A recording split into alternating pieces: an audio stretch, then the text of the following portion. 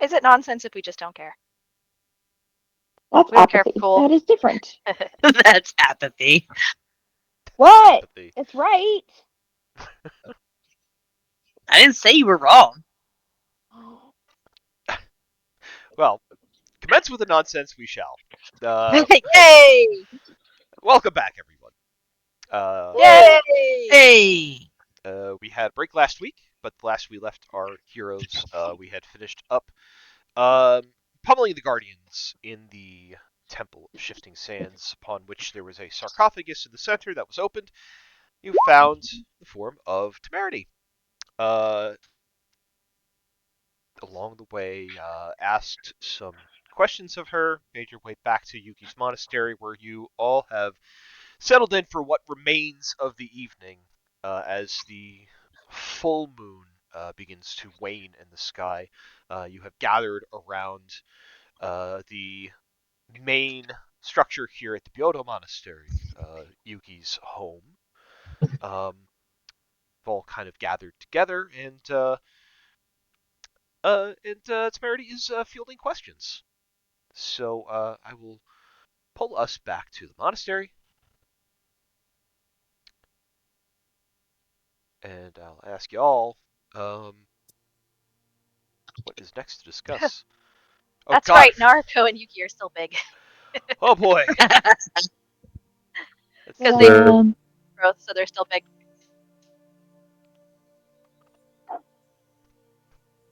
Um,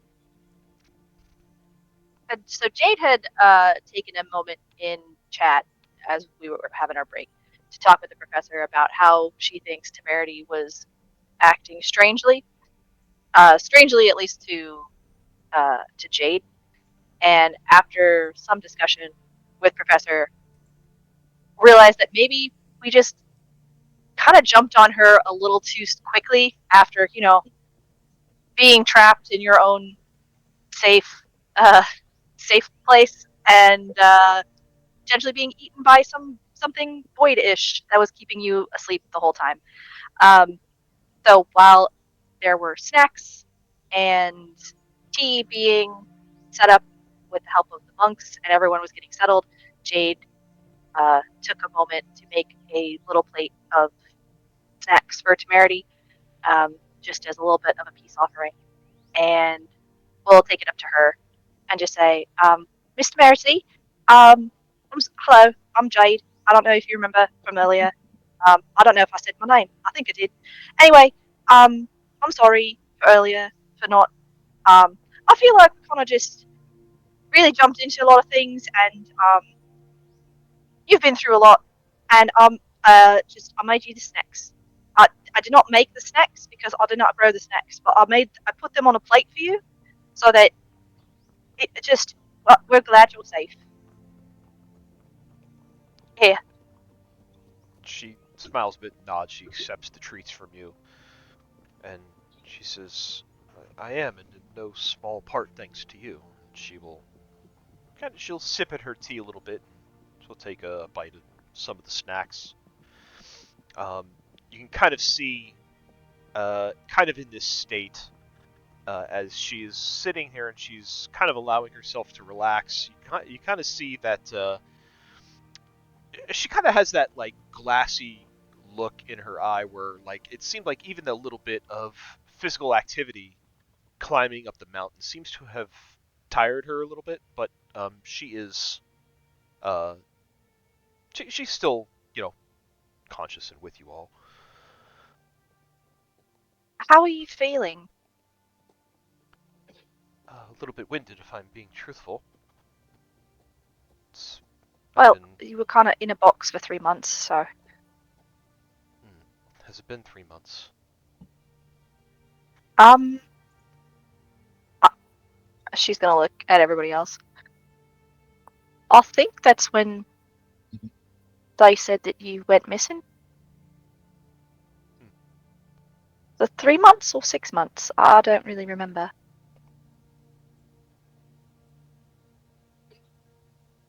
I think it's just 3.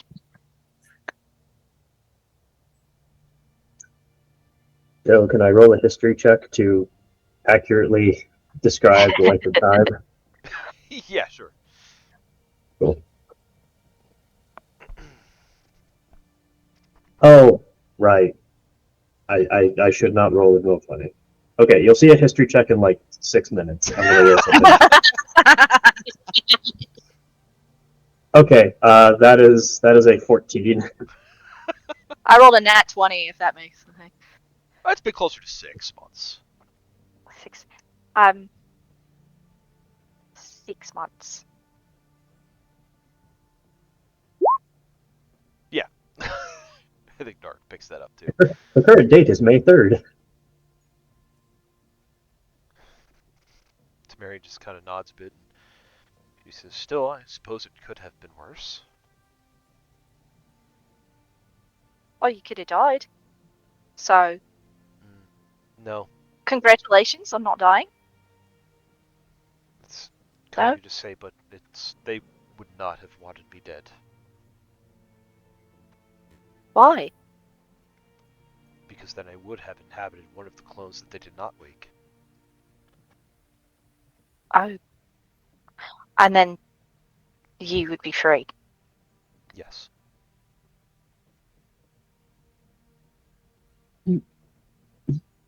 Why do they want to keep you locked away like that? I've had some time to think about this, and my best guess is that they wanted to use my clones to expand their search for what it is they're looking for. Presumably the gem called the Clavis.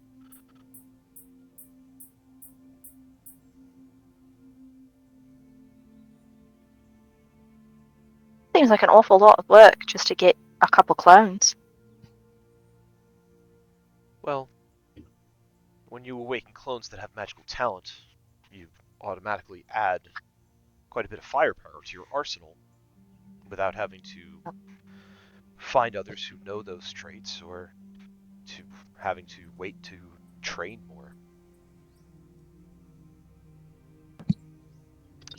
Is that why they're after me, or is there more to it?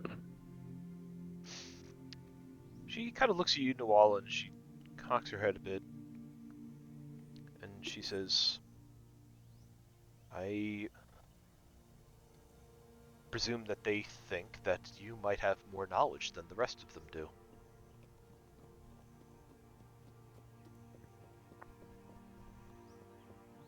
Given your unique nature.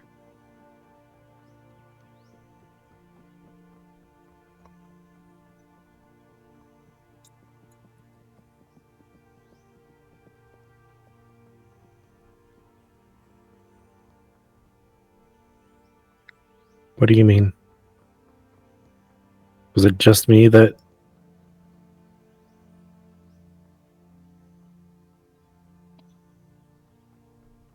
you separated from yourself? Yes. I suppose on the other hand too, if they thought that if they could control you, that they can also still control me as well.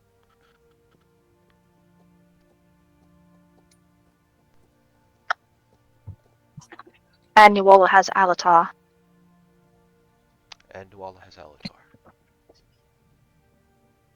It's a lot of magic for someone who may not know who their friends are.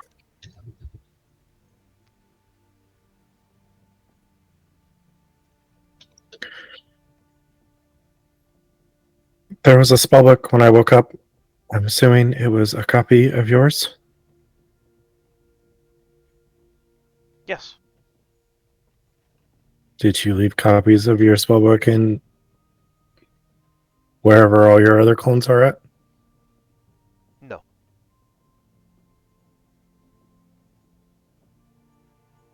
So they can't take Alatar? To my knowledge, no.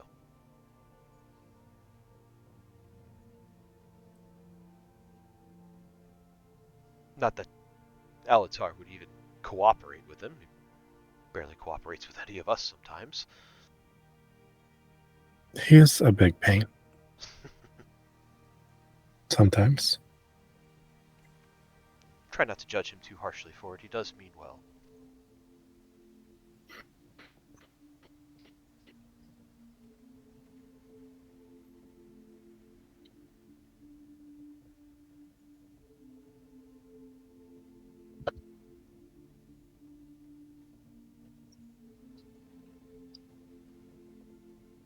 Other than them wanting to travel around and find this crevice, did you learn anything else about what it is they ultimately wanted to do? They just want to.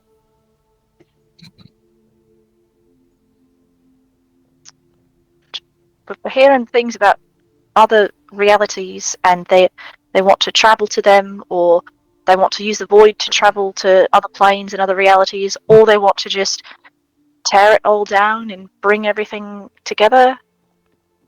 There is the idea of balance that they have in their heads.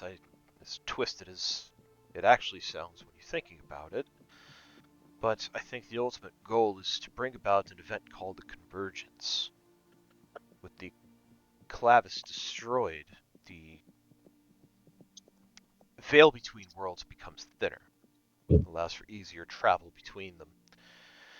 Their ultimate theory is that in each of these worlds, these different realities that a set of progenitor gods created, there are what is storied to be unique items in each of those worlds.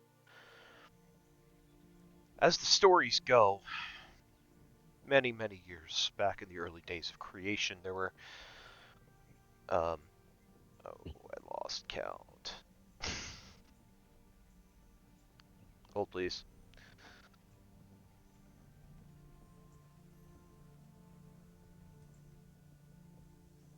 Sorry, digging out my Lord document.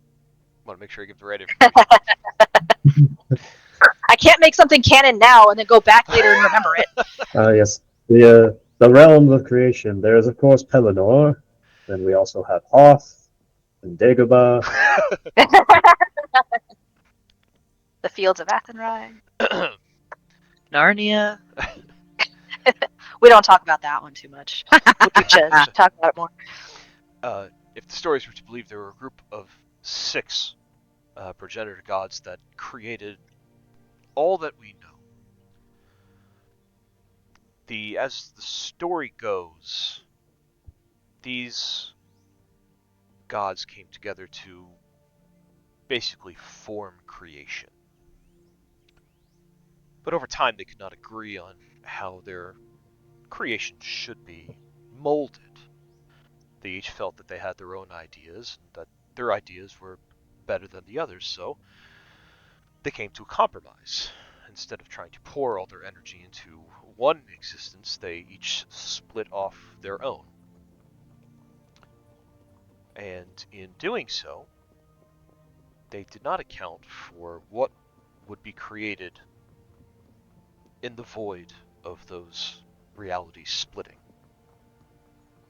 And that is where we have this literal void and the being that lives within it. Over time, the gods found that some of their worlds, bits and pieces, were becoming infected with this strange kind of rot. Flora and fauna twisted to odd creations that were not within their scope. And they realized that there was something that was creeping in from the space between spaces that they had created. They, in its creation of nothingness, the nothingness also created a god of its own that wanted to bring these existences back together. Before this god of the void had no reality of its own, and it coveted what the others had. Well, the other gods, whose names, I should add, have pretty much been lost to time and replaced with symbols, they fought this emptiness back. But they realized that it was too strong for any one of them to face, and in sealing it off, would have to sacrifice themselves. So they created a spell for it that bound each reality almost like a web, like a net. And they sacrificed of themselves to close this net around the void and seal it off from their own realities, because in the end, they did love their creations. And they realized that in order to protect them, they must seal off this empty space. With the void tangled, unable to cast its influence into each reality, all of the existing corruption faded away, but the gods themselves were reduced to some unique items of legendary power. And I believe that is what the cult is ultimately after, to find these items. They believe that finding these items, I don't know if they intend to use them or destroy them, but finding these items will allow them to take control of reality itself.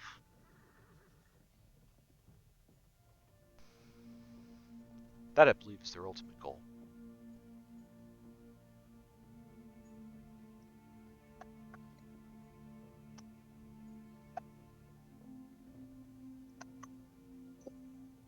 So the the god came before everything.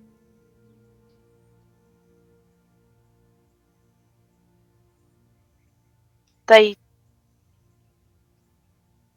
accidentally made the Whisperer just by splitting reality. I suppose you could put it that way, yes.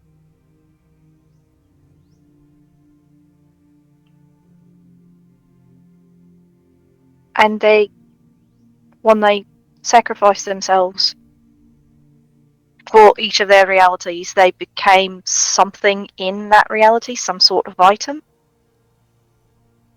If the legends are to be believed, yes. So if they became an item, does that mean that the items themselves are still actively keeping their spell alive? Their spell form? It is possible. But no one can get to them because they don't have the Clevis. Well, the cult members from this reality wouldn't be able to reach the items that would reside in the other realities as long as the Clavis exists. The Clavis is what helps keep the veil between worlds stronger. If they were to destroy the Clavis, then the veil between worlds would weaken, and travel between different realities would become, I don't want to say easier, but a very relative term.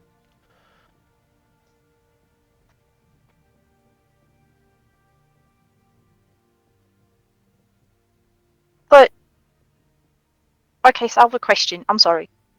So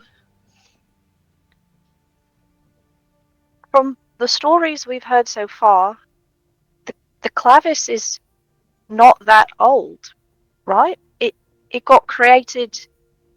It got created after a bunch of mages tried to poke holes into the void, and then they made the Clavis to seal it back up. So is it just an extra? That's not the god thing, then, is it? That's just a mage thing. It is. If you follow the story, then there were a group of mages called the Magus Prismatica. A couple hundred, maybe 1,000 or so years, a couple thousand, maybe even, hard to say. But there were a group of these mages that found a power in the space between spaces, and they kept trying to commune with it. And in doing so, they were poking holes within our own reality to get to it. So, the mages of the Magus Prismatica that opposed this research poured their energy into this gem to shore up the holes that were poked.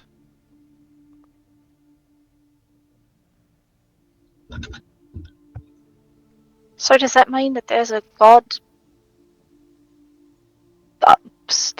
special item just somewhere here? I'm sorry, I don't understand your question. So if the clavis is just the bandage to what was done to the barrier with the void, then where is the little god piece that's here? Do you know? Do they know? Should any of us actually know? Should we pretend not to know so that we can't find it? Because that seems bad. I do not know, but I know that if it were to fall into their hands, then they would have one key to open the door.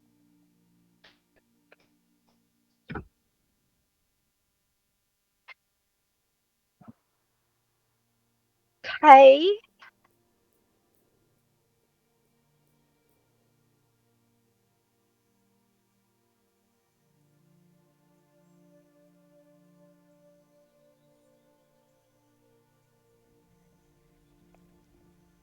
I know that's a lot of information to take all at once. Yeah, I've never taken that much at one time before, and I've been thinking. Oh, Lorelei. Look, Jade can't make these jokes, but we all know it. Okay. So, bad would be bad if they got it then. Yes? All agree. Bad if they get that. Let's not have that happen. Do you have a way to stop them? You're a very powerful wizard. If you have a rest and a snack, just like a snack and then a nap, can you do things? Because we've been doing things a lot for like 3 weeks, and there's a lot going on, and you went and fought a thing, and you good, right? She kind of shakes her head and she says, I can get back to my spell book, one of my backups, but I don't know how effective I'll be right now being in that coffin and being around Void for so much has weakened me. I also have a theory that these other clones that are out there, and she looks at Nuala and says, yourself excluded, these other clones that are out there may have been siphoning off my ability to use the weave as well.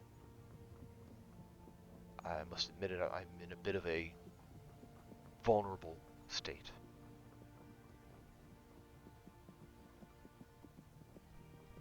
Do you find yourself impacted by the corruption? I have some abilities that might assist with that.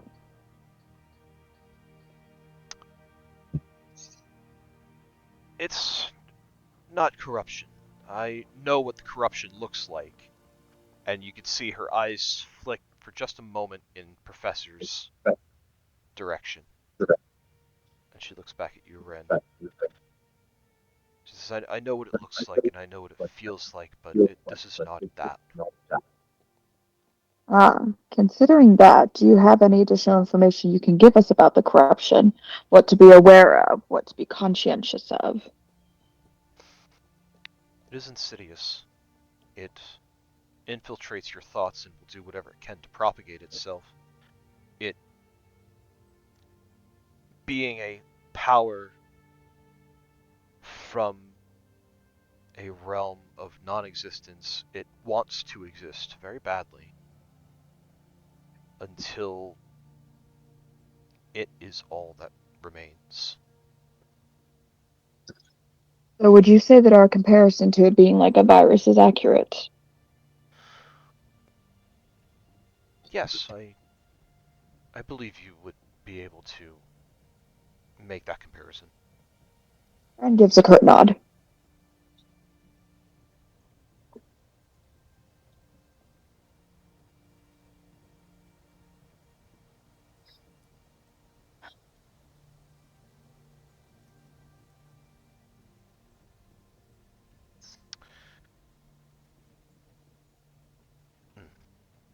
She kind of takes another sip of tea and she rubs at her eye a little bit and she says, I apologize.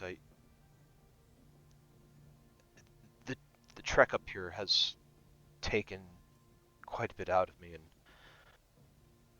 I hope you don't mind if I go rest for a while. Do you want someone to watch you to make sure you don't get, kidnapped back into a box again? Sorry, I don't sleep, so, I'd be happy to watch over you. I appreciate the offer, but with the monks here, it will be quite safe.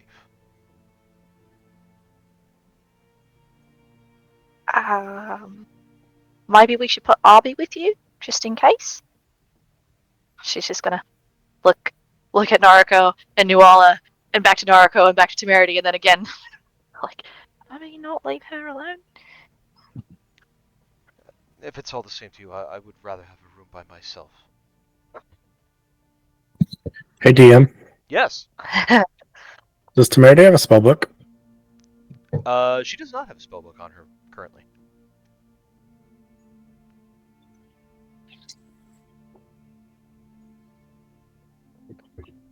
Okay. Can I do some sort of check on her? So she has said that one, being in the sarcophagus she was in, surrounded by the void, siphoning away her magic then, and also the clone siphoning away her magic, means that she is in a vulnerable state, and she doesn't think that she's going to be... One, rest isn't going to do it, if I'm picking that up. But can I do a check to see if, some sort of arcana check to see if I can feel, her magical ability right now? I will allow an arcana check, but it may not give you the information you're looking for. As far as magical ability goes, I mean... Well, more an arcana check would be more of a knowledge check as to what you know about, spellcasters and wizards and how they do their thing. That's fine, yeah, just as, I know that I know wizards need their spellbook to be able to use their spells. She doesn't seem to have a spellbook right now, but she's a very powerful wizard, and she says that her magic, even if she had her spellbook, wouldn't be where it should be. And I'm just kind of trying to figure out, does that sound like anything I've heard of before? Because you get a gut wound and you go to sleep for 8 hours and you're fine the next day. So, let's... Yeah, give me an arcana check. Okay. That one. So, that's a whole 3. On a 3. Look, I have great ideas, and Jade is just, yeah, I believe you. Definitely. It's a whole in character. It's definitely in character. You've been through a lot. I think you should nap. On a 3, it's pretty common knowledge that a wizard can't really cast spells without their spell book. Pretty common knowledge. Might be able to cast cantrips without it, but that's about as much as you can glean, and she does look pretty tired. Yeah.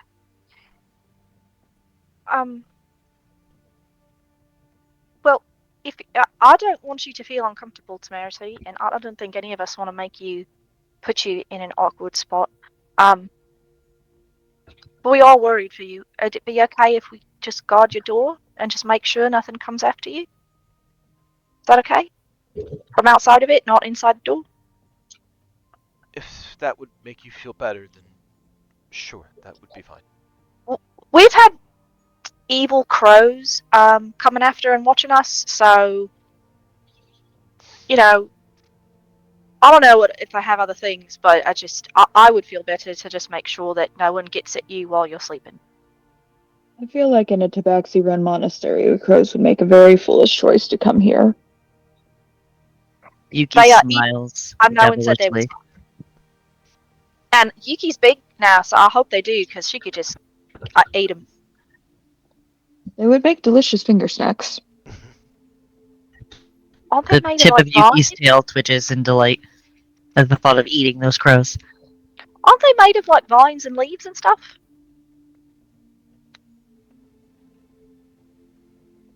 It's what they will be when I'm done with them, Salad?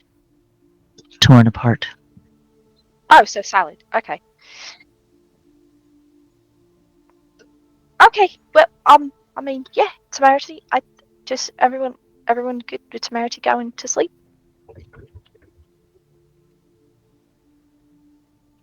I believe rest would be necessary if we are to engage in additional conversation. Yeah.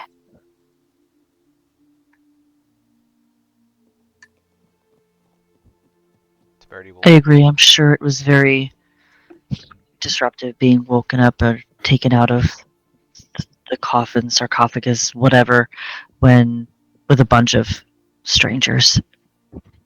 I'm We sure kind of it didn't. has been very taxing on her. Yeah, and we kind of asked a lot of questions, which I'm sorry about again. It's Not really, but I am. it's understandable. I was an adventurer once as well, and I understand the hunt and the search. Would you? So yeah. Speaking of, this is probably a weird time to ask this. But did you sign my book? She kind of lifts a brow and looks at you and looks at your book, and then looks back at you and she says, "I've signed a book once. What does it do?" Oh, it's Well, this is volume 2 of of the here, and she'll hold it out for Temerity to see. And it is just a leather-bound volume about the thorns of the Black Rose, and their volume 2 is from their travels. The second time as they were fighting Baxis. You're not in it super much, but you are in it. Yes, an autograph. You're She not can going. see that like Sepka has already written in it, and so has Sephi and Z. Did you get Lorelei's signature when we met her? She did not. No. She was too nervous, and she will be asking her the next time. You see her kind of study the book for a moment. She looks it over. She doesn't touch it. She kind of looks over it and she says, "Would you mind flipping through the pages?" Oh yeah, of course. We'll slip through them. As you kind of flip through and you see her eyes kind of scanning it quickly page by page, and she kind of gives it a study, and after a moment she kind of nods a bit and she says, "Sure, I will sign your book." Were you worried that I was going to try to trick you into signing away something? Yes.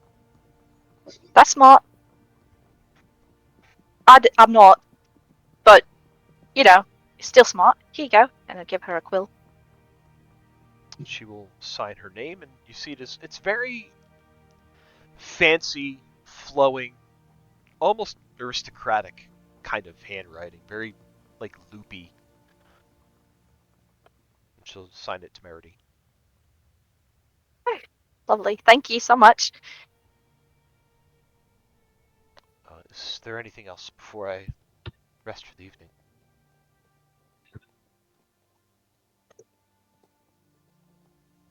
Yeah, you mentioned we could talk alone for a minute.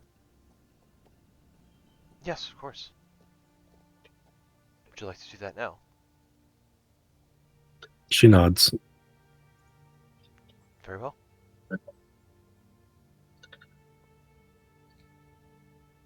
She will get up and she will kind of start heading towards the door, and she will say, "There's a quiet garden on the north side of the cliff. I believe we may find some solitude there."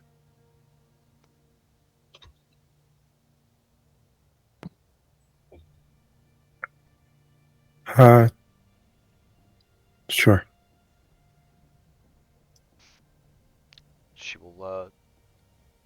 head out the door and start heading off. Well, do you feel comfortable going by yourself? I'll be fine.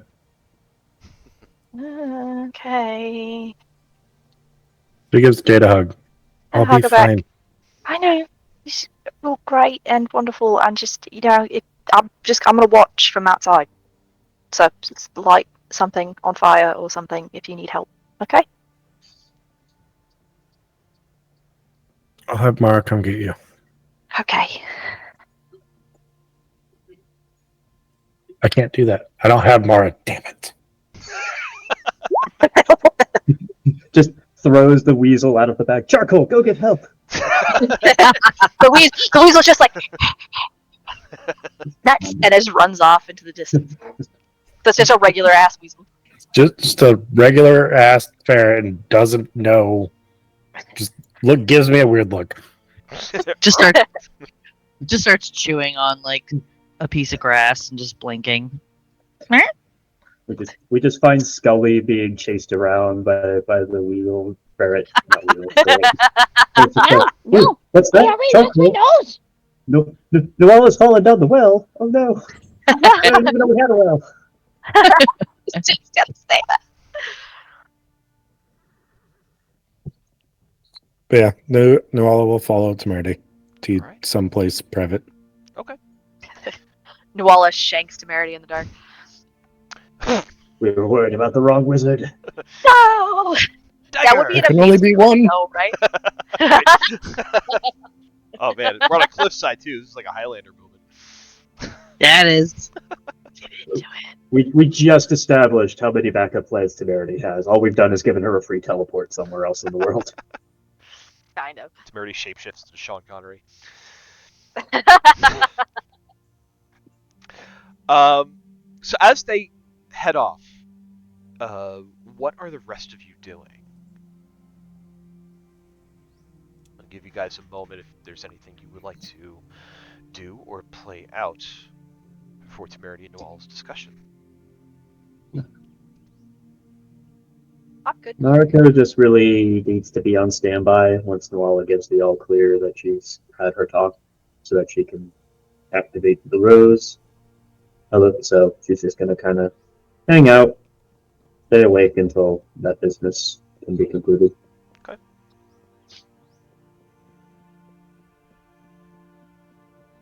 Professor, Ren, Yuki?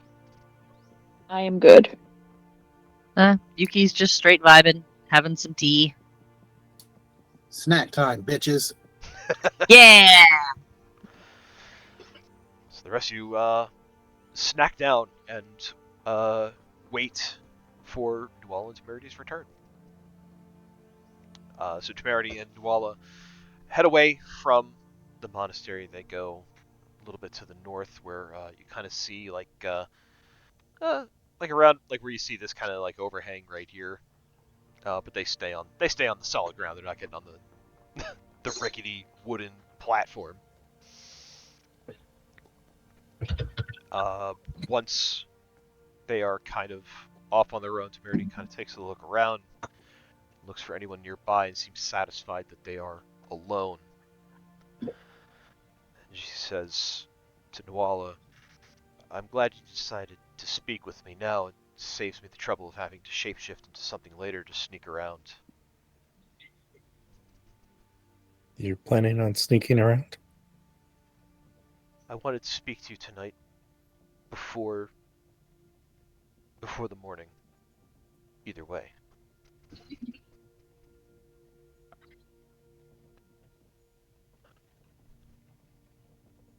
About something other than our true forms? Yes.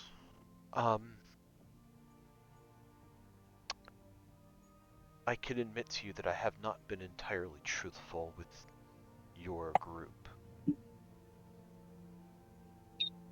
I want to ask you, how much do you really trust them?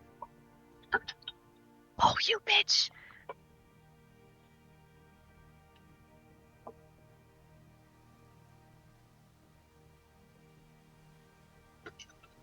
I trust them with my life.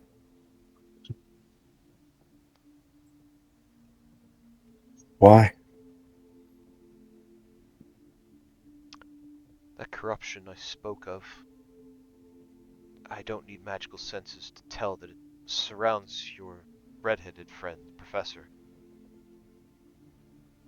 He is deeply seated in it, and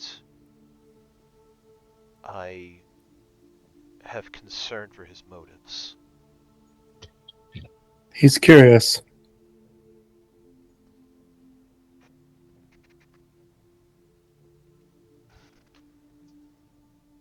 All of us have come across the corruption at one point or another.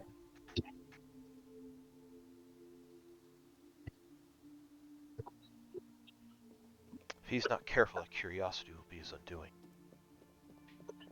He has that same curiosity, that same drive, and the same air about him that Rufus does. If he's not careful, you'll have another one on your hands.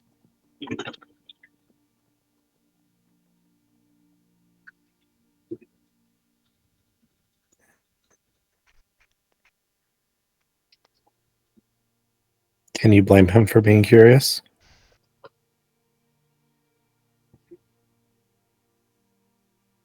I suppose that depends on how much he knows.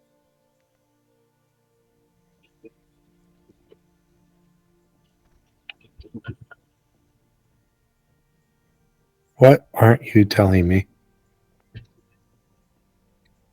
Not been entirely truthful about how you were made. I was trying to downplay your importance a little bit, because if all of them were as corrupted as the Professor, then knowing your importance would put an even larger target on your back.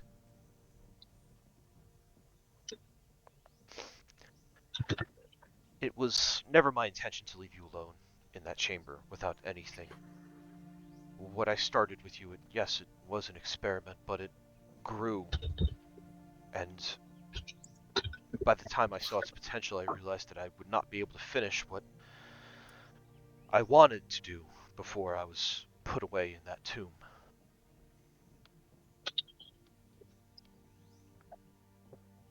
I didn't intend just to give you a persona.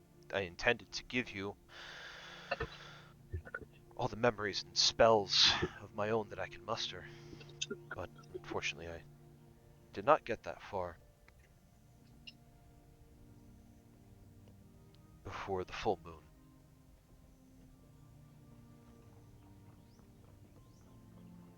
I'm sorry to tell you like this, so suddenly.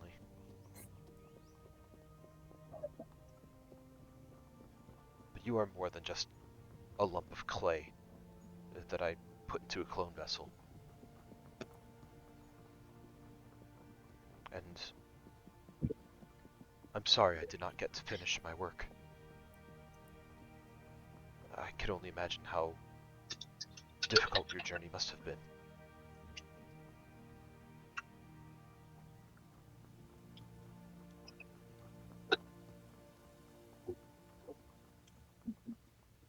The first few weeks were difficult. And then I met Jade and things got easier. I'm glad for that.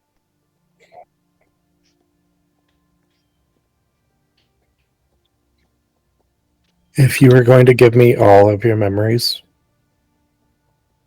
wouldn't I just be you?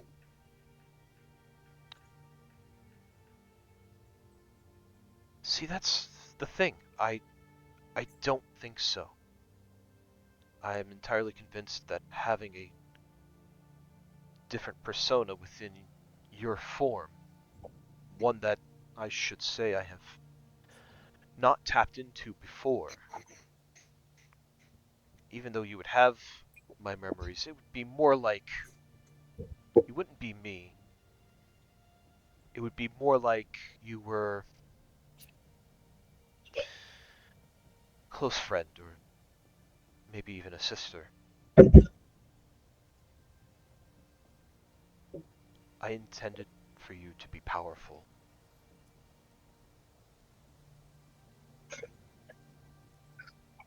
Nuala shivers at the word sister because that is what the other clones called her.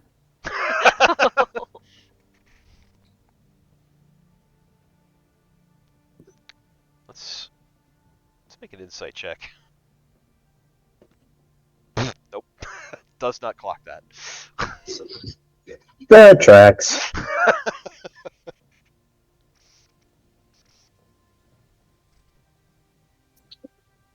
Mary's smart as fuck, but she's got an insight of +2. Yep. Yeah. Yep. That's That's a right. wizard. Yep. And I rolled a 2 on that, so. Naruto can relate.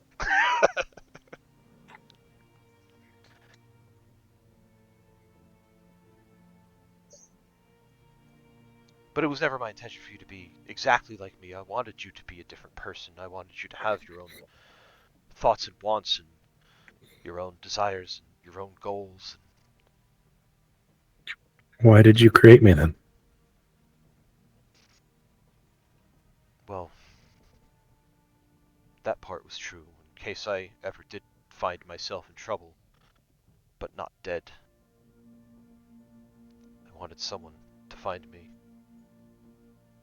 And to be honest, this is going to sound a little cruel, but someone that wasn't Lorelei.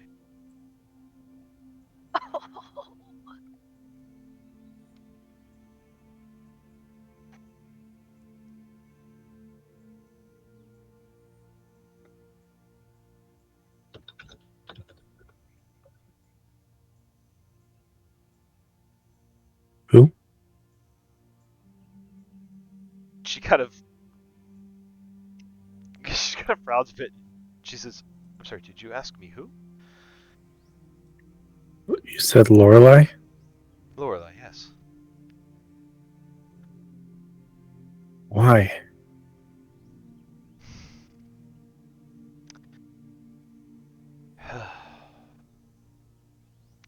My relationship with Lorelei is complicated. Your relationship with everybody seems complicated. And please don't take that offensively. It's hard to be offensive when it's the truth.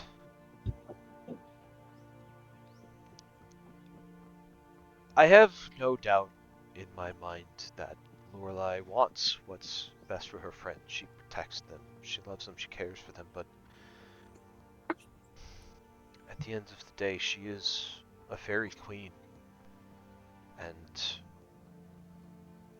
favors do not come free or cheap.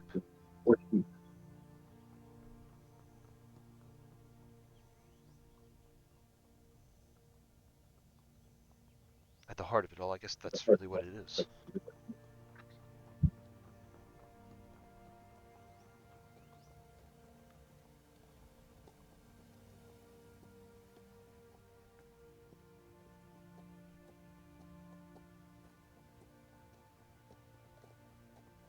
Are you and her friends?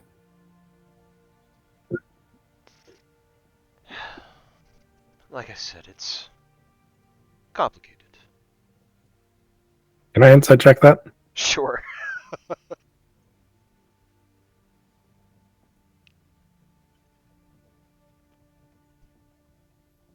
That's the wrong character sheet. Temerity's Add three to that. It's 15.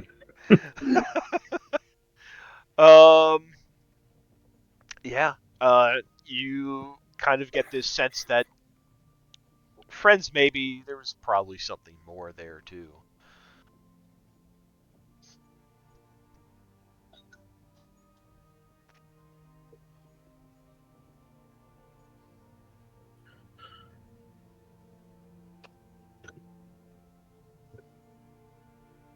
Right. Well,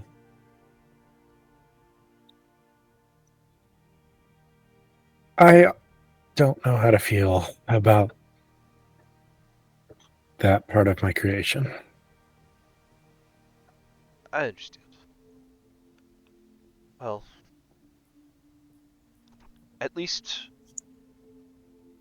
let me make something up to you, then. Do you want to decode this spellbook for me? More will be revealed to you in time. Alatar is a very good judge of character, as surly as he can be, but there's one thing I can unlock for you.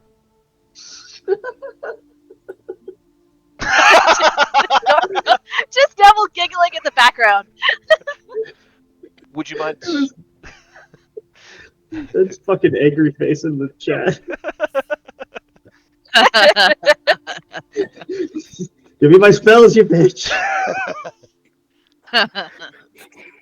Would you mind showing me, Alatar?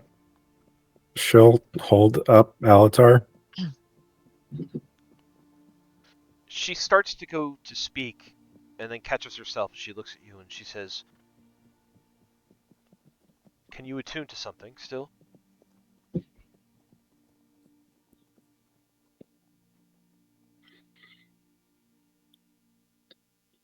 I don't know. I might need to lose attunement to something. Well, if you choose to do so, I think you'll find that it will be worth it.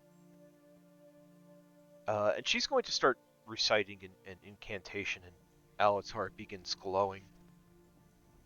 And you can feel a power swell within the book in your hands. You almost feel a vibration as you hold on to the book, as if a padlock were unclicked. Temerity's eyes glow for gold for a moment as she recites this incantation.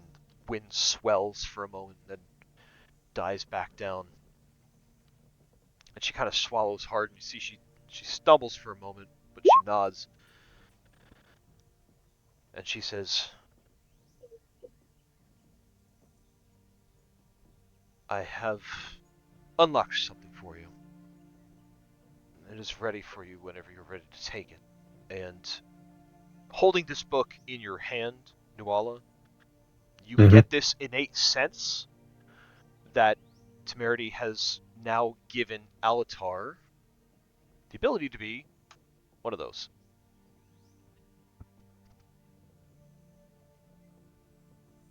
Oh. Okay.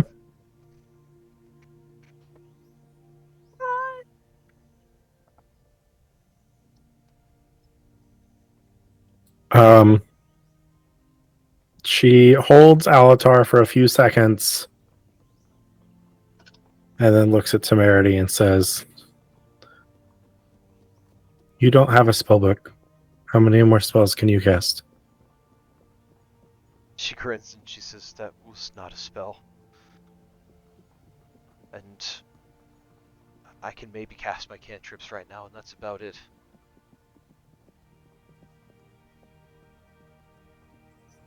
Do I believe her? Give me an insight check. Fuck off dice. Well, she 6. also she also rolled really low. Um, but no, you get the feeling that she is being honest.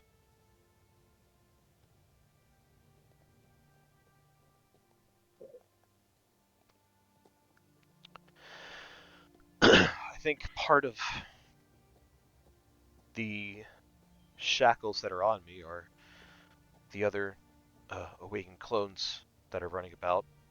I I can feel where they are, but I don't think there's anything I can do about it. You can feel where they are? Yes. Like, are any of them near? See, she closes her eyes. She takes a breath in, and she shakes her head, and she says, They're not on this continent. And I can already tell that 2 of them are dead.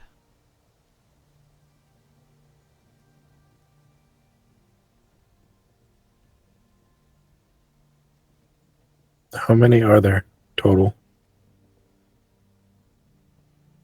There are 4 more. What if more awaken?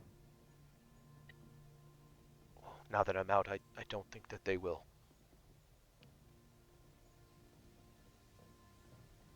Hey, apparently I'm doing all insight checks tonight.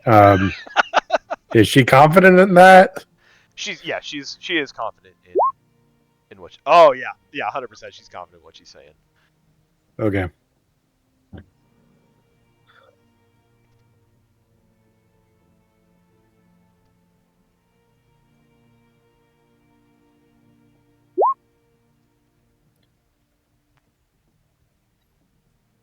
Look, I know you're tired, but on the way up the mountain, you said we could compare true forms. Yes.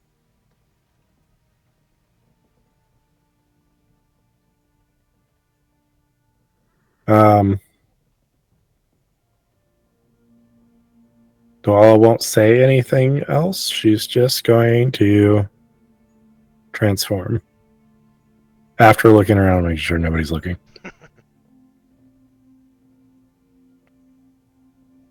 Ah, there you are.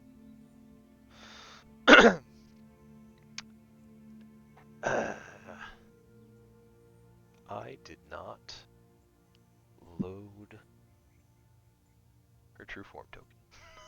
No Whoops. worries.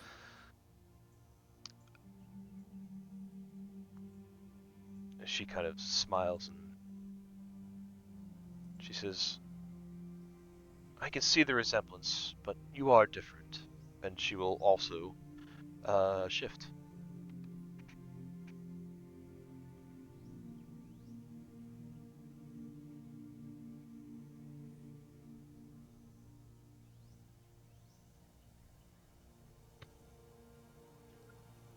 Nuala studies her for a while.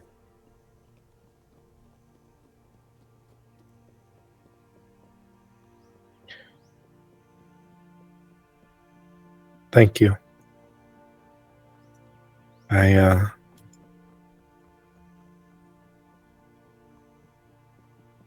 It's been difficult not knowing who I really am.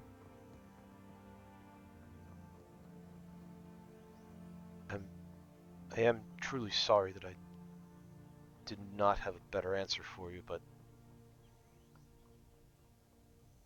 I am happy to be truthful with you.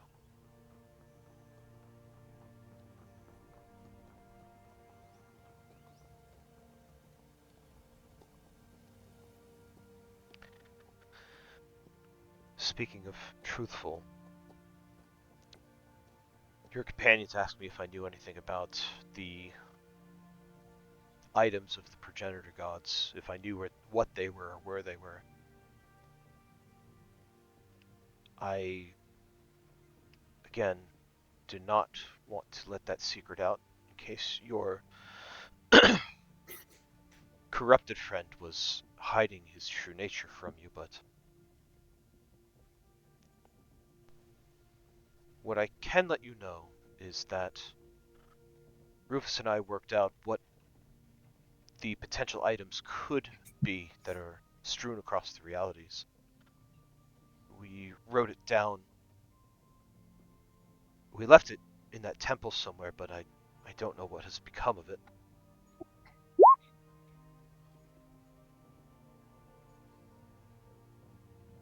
But I do know that the one that resides in this reality is in the astral plane. It is thankfully guarded by a broken teleportation circle in the Sentinel Citadel. And the piece that was broken off is secured in the vault underneath Crystal Cove.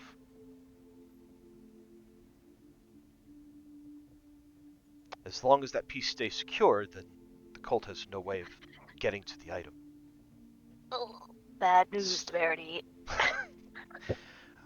We saw them take that, right? Oh yeah, you were Oh there. yeah. Oh yeah. That's the first thing they saw. You were there, 100%. That was session 1. That was Yeah. That was, hey, welcome to this session. You're all brand new and we're gonna kill you. She says, Wait, yes? that piece is gone. Gone. Gone It where? was taken like a month ago. By who?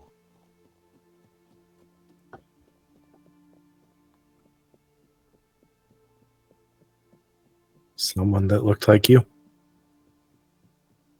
Shit, one of the clones.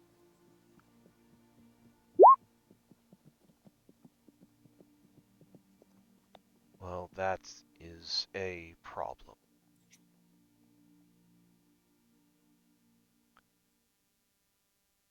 That teleportation circle will lead them right to where the item is. In the astral plane, Rufinus and I came to call it the marble.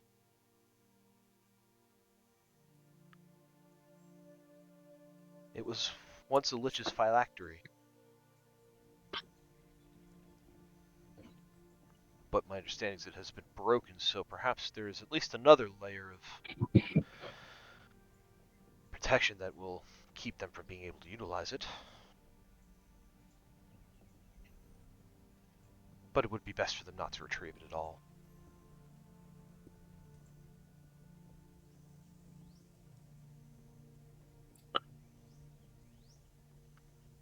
Right. Well, do you know anybody there that we can contact? Have you tried talking to Lord Captain Commander Fedwin?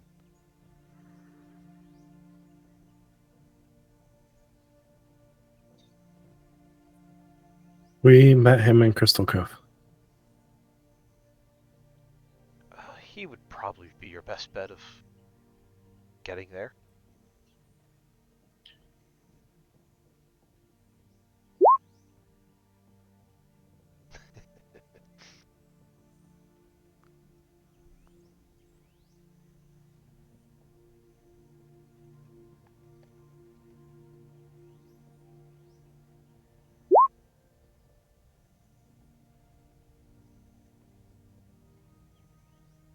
Is there anything else you're not telling us?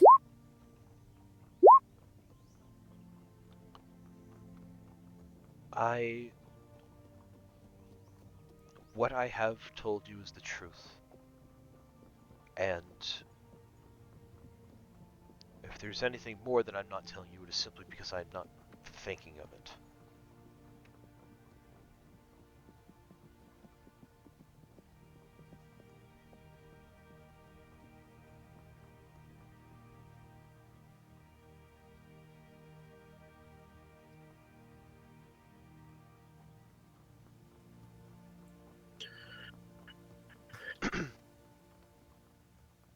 I might be able to tell you where the clones are if you are curious in avoiding them, or even going after them.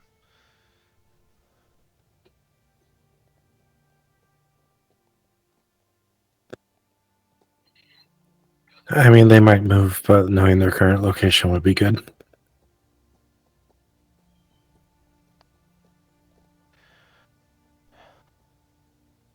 There is one I know that is in a cave in a mountain that is secured by a town above it, and it is not possible to reach from the water, given that the mouth of the cave is on a coast, and there are What's the name of the town? Elgroff.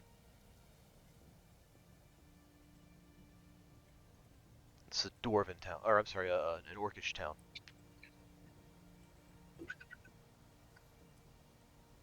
I haven't been there, but I'm sure we can find it. I believe that is where. I think that's where Rufus goes.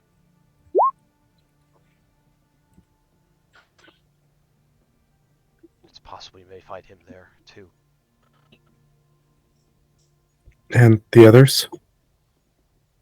One in the town of Silvercrest, searching for somebody that eludes them.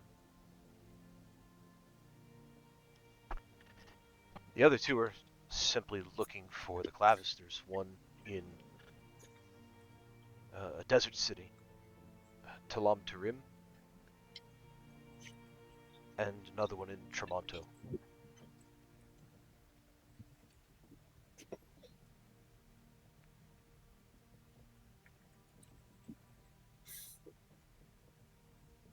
At least that's where they are now.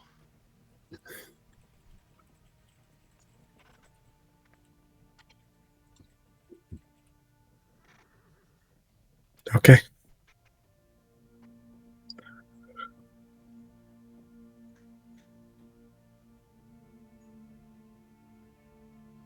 Are you going to be okay? I will be fine. I may rest here for a while at the monastery. The monks have always been kind to me. But at some point I would like to return to Moonhaven to retrieve one of my spellbooks and hopefully be able to use it.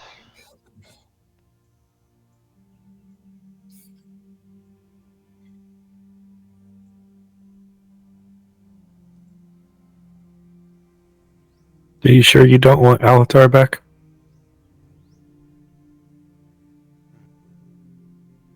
He was quite pissed that you got separated. I'm sure he was. But, and she kind of lifts her voice a little bit and she leans forward to look at Alatar and she says, "But I'm sure if you hold on to him, he will behave."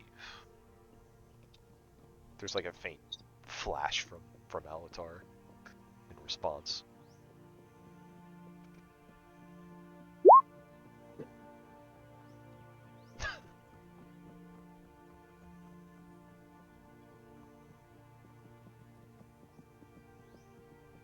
But yes, I think you should hold on to him for now.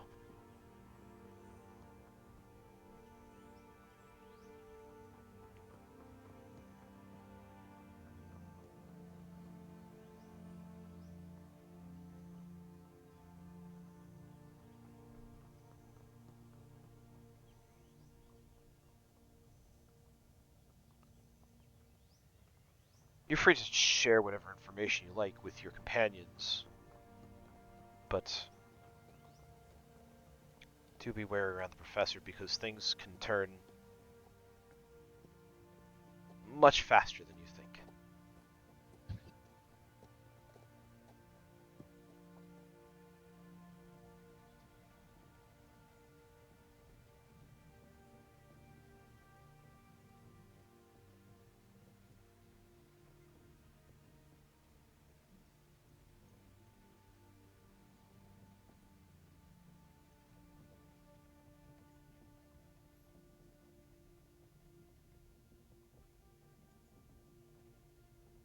That was pretty much all I have, I think.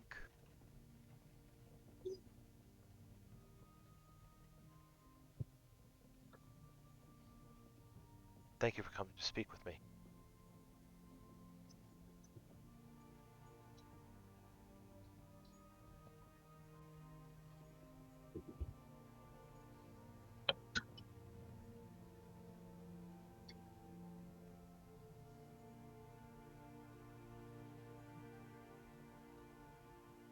How are you feeling? Fuck, I was muted. Oh no!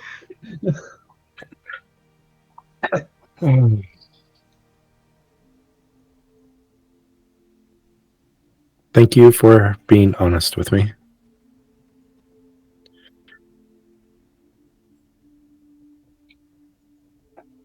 welcome. I don't know how I'm feeling right now, but I don't think that's a bad thing. Good.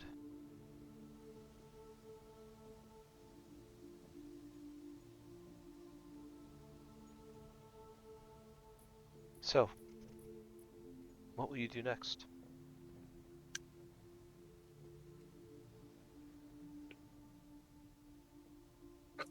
Talk to my friends.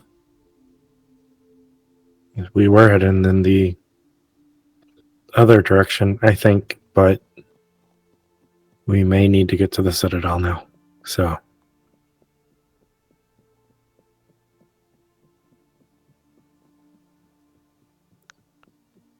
right. but we'll make that decision as a group. Good.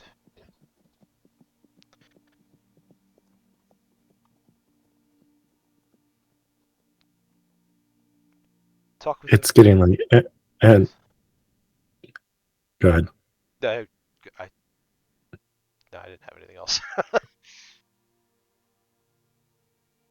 It's getting late, and I'm keeping you from your rest. Yes, I'm quite winded, but yes, let us get back.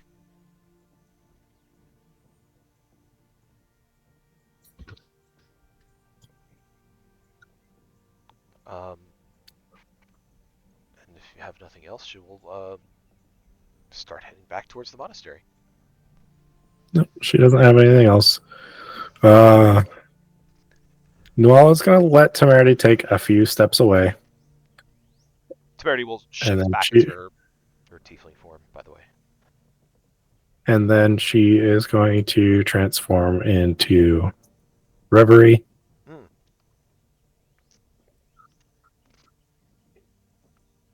And head back to the others. So as the rest of you are enjoying tea and snacks, it's been a little while that Temerity and now Reverie have been speaking. You see them enter back into the monastery, and Temerity kind of stops for a bit, and she's taken aback for a moment as she sees Reverie's form, but still smiles and gives a nod all the same. Looks at the rest of you all, and she says, "I'm going to retire for the rest of the evening. We can talk more in the morning if you wish." Jade immediately hugs Reverie. She hugs her back. I wasn't Told that you I'd worried, be but I was fine. worried.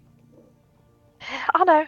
You're fine. You're great. You're wonderful. And you're fine, and you're here, and it's good to see you again, Reverie. Yuki will stand up and walk over to Temerity, and she will offer her a wonderfully steaming cup of chamomile lavender tea, and she will say, "It was wonderful to finally meet you after hearing so many things about you. Please accept my offering of a tea that will hopefully get you some much needed rest." She gives you a nod, and she says, "And thank you for your hospitality. I would like to say that I hope all the things that you've heard about me were good, but I don't know what the likelihood of that is."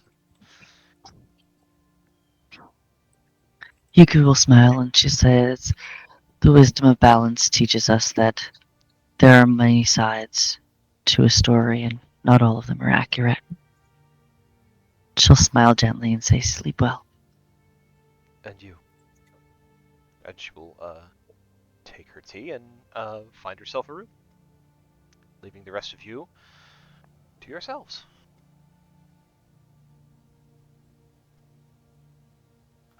What are Can the I odds that see she is still Naruto? going to be? Sorry. I'm sorry, go ahead. Ren's just gonna ask, what are the odds that she's still going to be there in the morning?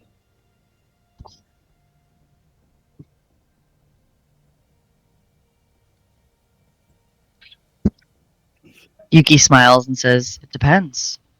Are we planning on using a certain rose?"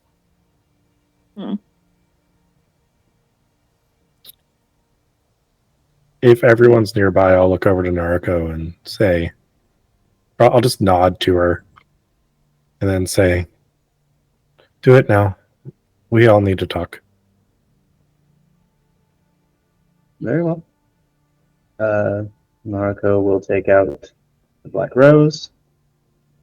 Remind me, Joe, you like the method for activating it was to like crush it or to like whisper into it or what exactly? Lorelei, how would they activate your rose? Uh, Take you it have out and stab someone with it. You There you go. You have to have Blood someone else grab it activation. you don't like, and it has to get all the blood all over it. You just have to whisper her name into it, and it'll activate it. Narco will hold up the rose and whisper,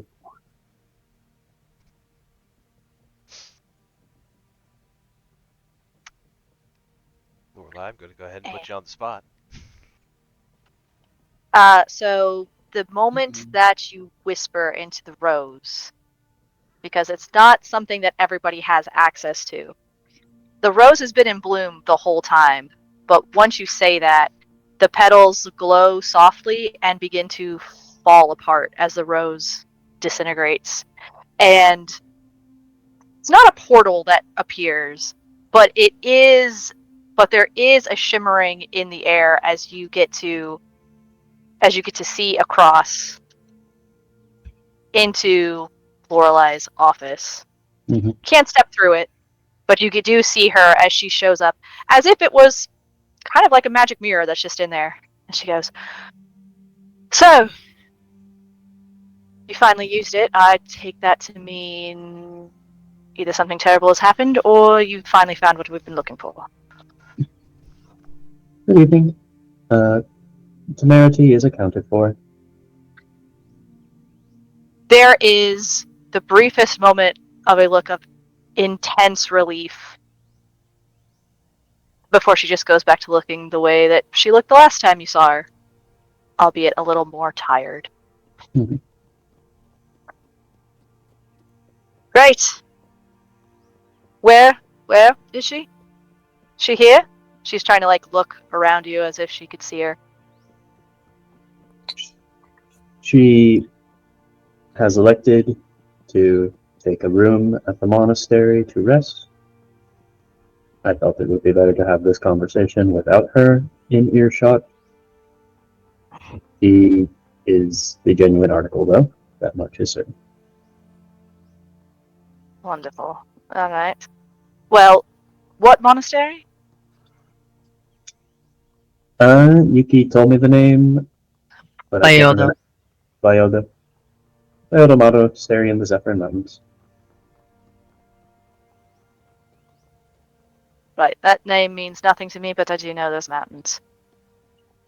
It used to be the monastery that was taken up by the Long Death cultists before being renovated under new management. The Tabaxis. Yes. Lovely. Alright, I'll be there soon then. Or someone will.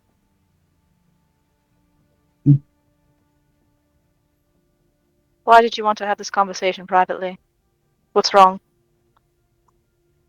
Nothing is wrong. I just intuited that as whatever conversations that you may wish to have with Temerity when you meet up again should be done privately. So I did not wish to, after the ordeals in reclaiming her, drag her into this conversation now before she had a chance to maybe rest and prepare.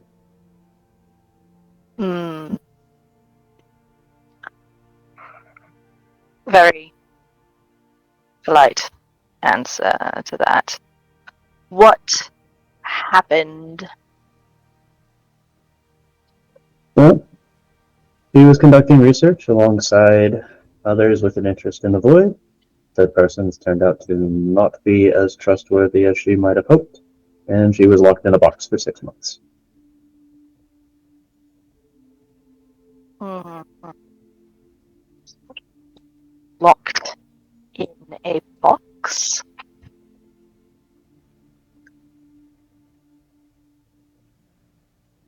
In a box? Well, a sarcophagus more specifically, but not dead. Put under a stasis effect, as it were, and her magic siphoned and hijacked to do a bunch of very annoying things, including subverting a number of her clones to run about and assist them in their various dealings. As Nariko is talking,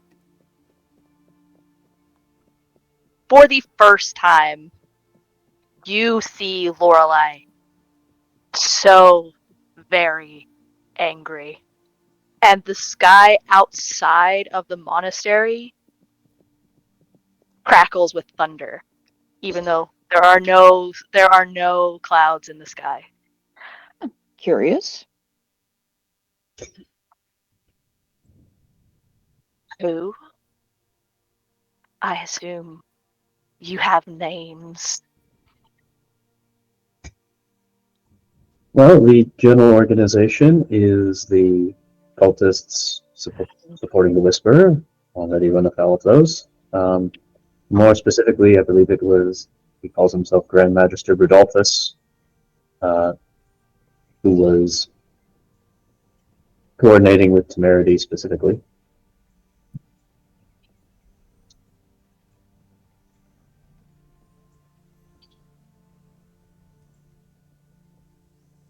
Is that his actual name? Also goes by Rufus, so probably not.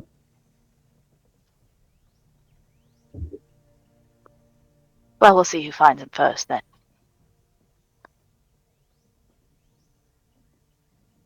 He was the one that she was last seen with. I have that name here. Rufus. Mm-hmm. Tabaxi. Funny hat. That would be an accurate summation.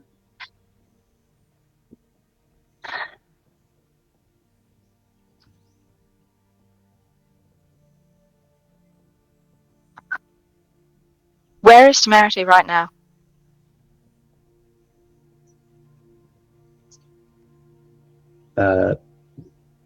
She has just entered a room. It is X floor, third on the left. I currently have my construct standing guard on the door. Should anything else make an appearance?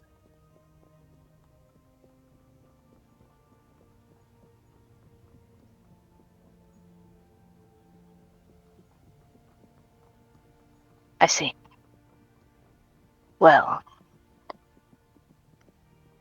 We offered to have someone posted as a guard in the room with her during the evening. She declined. Of course she did. Of course she did! Fucking wizards! My changelings never want to do the things easy way. It's fine.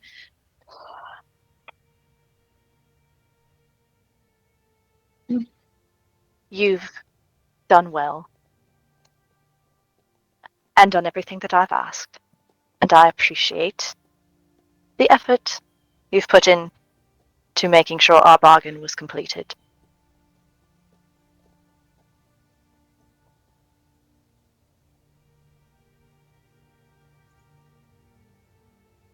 Do not let her run off before I get there.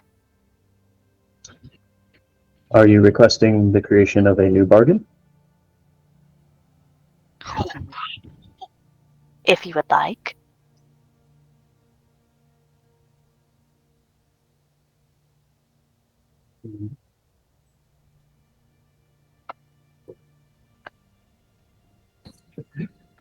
What would you like to bargain for? Narco, what are you doing? Looking around and finding out. Nariko's original deal with Lorelei was only to find Temerity and inform her. Actually, like, detaining her is a separate matter entirely.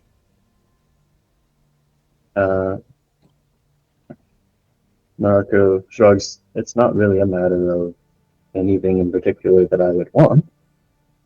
It's mostly, I suppose, a concern of consent. I don't know what you plan to do with Temerity once you have met her. That you Not would want me to detain her. not going to do anything to Temerity. It's just that she has a habit of slipping away, as you noticed, and getting herself into trouble. Mm-hmm.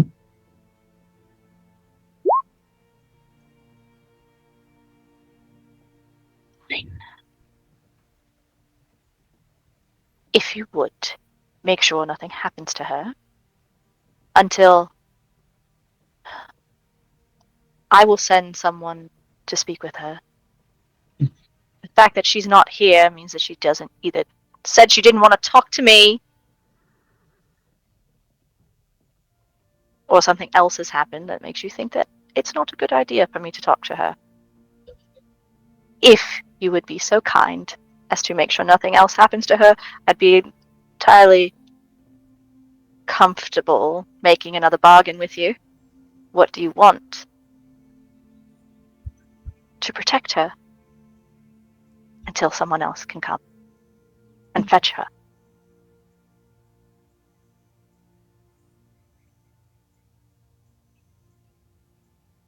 It was already within my plans to make sure that Temerity was protected during her stay here. But if she wants to leave to go somewhere else, it's not within my rights to deny her that.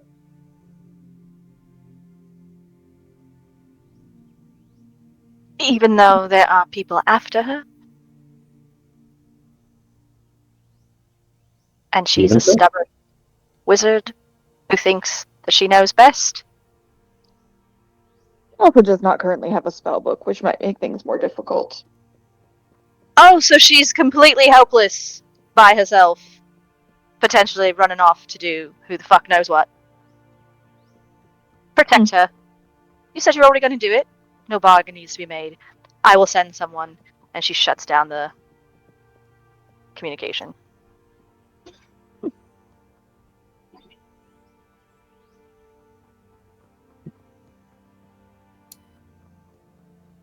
She's always such a warm and welcoming individual. Honestly, that could have gone worse. Oh, I didn't really like her yelling. What does she mean she's going to send someone? It's uncertain why it will take so long. I hope it's the mustache dragon. That seems ineffective.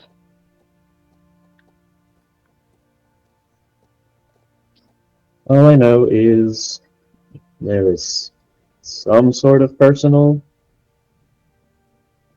drama between those two, and I have Is that no what that is? intention in making at one side or the other right now.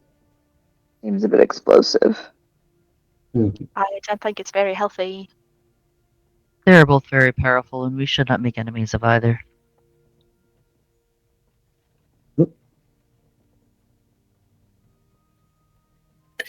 Well, it might be too late for that, considering we just used the rose.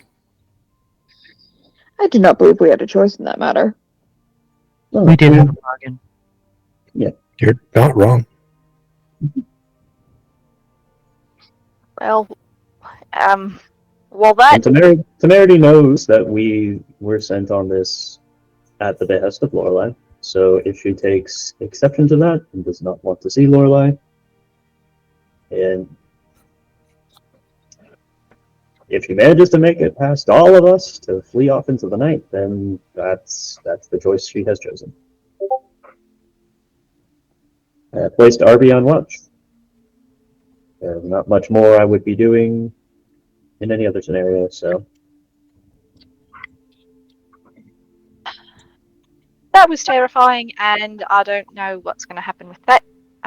While we wait for it, I suppose. Reverie, you said you had to talk to us. Right. You remember that teleportation circle piece that was stolen from Crystal Cove? Yeah. Yes. It is part of a teleportation circle in the Citadel, and that teleportation circle leads to one of the Progenitor God's artifacts.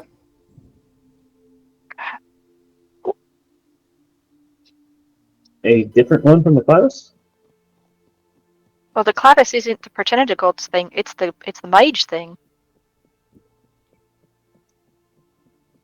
So they could already have whatever's on the other side.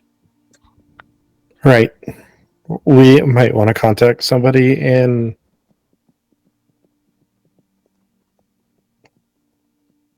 Why am I blinking? Like Sentinels? Fedwin? Yeah, we can contact Fedwin or one of his people. Well, it's just a piece of the teleportation circle, though, right? They still had to get to the bigger part of it. Yeah, but given that they have 4 of me, they could have already been there and been done. That's true. We need to find the contact somewhere in the actual Citadel.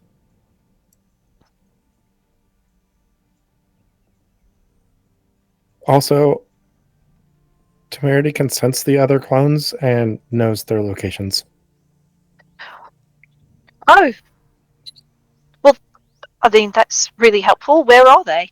Did she say? One is in a cave by the coast near the town of Elgruff. One's in Silvercrest. She said they were searching for someone, so maybe she can get like feelings or thoughts from them. I don't know. I don't know if the connection's to it. I didn't even think to ask. One's in Talam Tarim and the other's in Termonto, and both of them are searching for the Clavis. Okay. Well, if 2 of them are searching for the Clavis, that means they don't know where Fedwin and his friend are. So that's good. It's not good that they potentially have one of the artifacts they're searching for, but they can't do anything with it unless they get the Clavis, right? But it's still bad that they have it, if they have it. It leads to you said that the teleportation leads to the astral plane? Yeah. We can't just go to the astral plane, it's huge. Does it go anywhere specific? She said it leads right to the artifact. She said it was called the Marble, and that it used to be a phylactery. The marble! Oh, Jade pulls out the piece of paper she had found in the temple that has the list of all those weird names on it.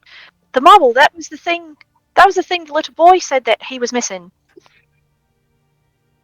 But he needed. Balance became the marble. The marble is the thing that they're after? We can't let them have it. They're So after all 6 of the artifacts, I think.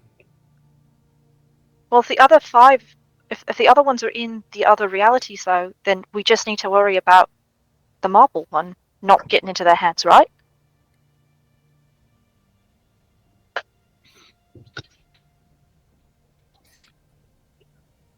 So do we need to go after the teleportation circle?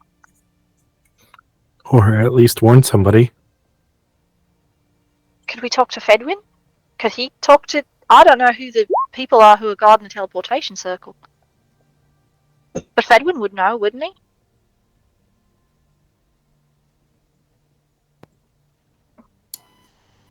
Might. We can't forget that he's not exactly the active person in charge of the Sentinels currently. Oh, that's right. No, but I'm sure he knows everybody who is. Probably. Well, let's call him Can we call him? right now. Can you do that? Yes. Can you? Do you have sending? No. All I right. could learn it, but I would need to learn it tomorrow. I could do it once. Wait. Can I do it once? No. Yes. Yes, I could probably do it once. And then again tomorrow.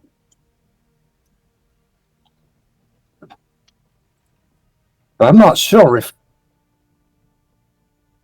one set of 25 words is going to be enough to really get what we want across. Oh, We ask him to jump into Yuki's dreams again. yeah. Why don't you just, if you can contact him and say to contact us in a dream, and then he can talk to. She still looks at Yuki and then hesitates and goes, someone in their dreams, and then you can have a bigger conversation. Yuki will smile and nod and say, "It's all right. It's all right." She'll look at Professor and say, "You can tell Lord Captain Commander to come into my dreams tonight, and we will have a conversation. It's all right." All right. I mean, Professor, you could talk to him. Yuki, you seemed really upset the last time he showed up in your dream. There's more that I wasn't prepared. I think at this point, I'm feeling more like myself than I have in a long time. So it's all right. Whoever Fedwood wishes to visit, this is an important conversation and definitely needs to be had. But yeah, Professor, see if you can tell Fedwin that we need to talk to him, and could he please dream at us so that we can speak to him. Sure. Just give me like 2 seconds. And he starts digging into his coat pockets and starts pulling out cards. And he's like, no, not that one, not that one, not that one, not that one. Because I had that one written. No, not that one, not that one. Perfect. And he kind of flips it around, and it's got like a spell form scribbled over the the Queen of Diamonds. And he's like, this one. All right. And he kind of flourishes it in his hand, and the spell form sort of like shimmers in blue light before disappearing from the card as he casts sending to Fedwin. And he just says, "We need to talk. Can you contact us, one of us, in our dreams, ASAP?" Is ASAP one word?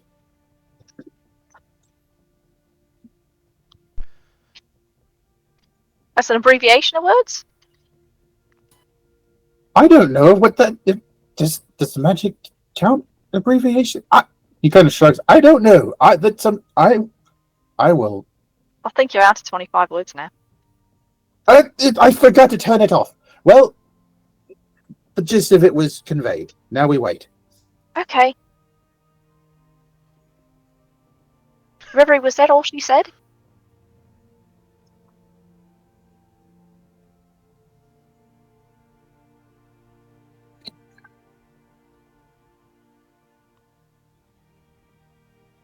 She said that she made me as a backup to come find her in case something happened, and also said that she could have somebody there for her other than Lorelei. Dave winces.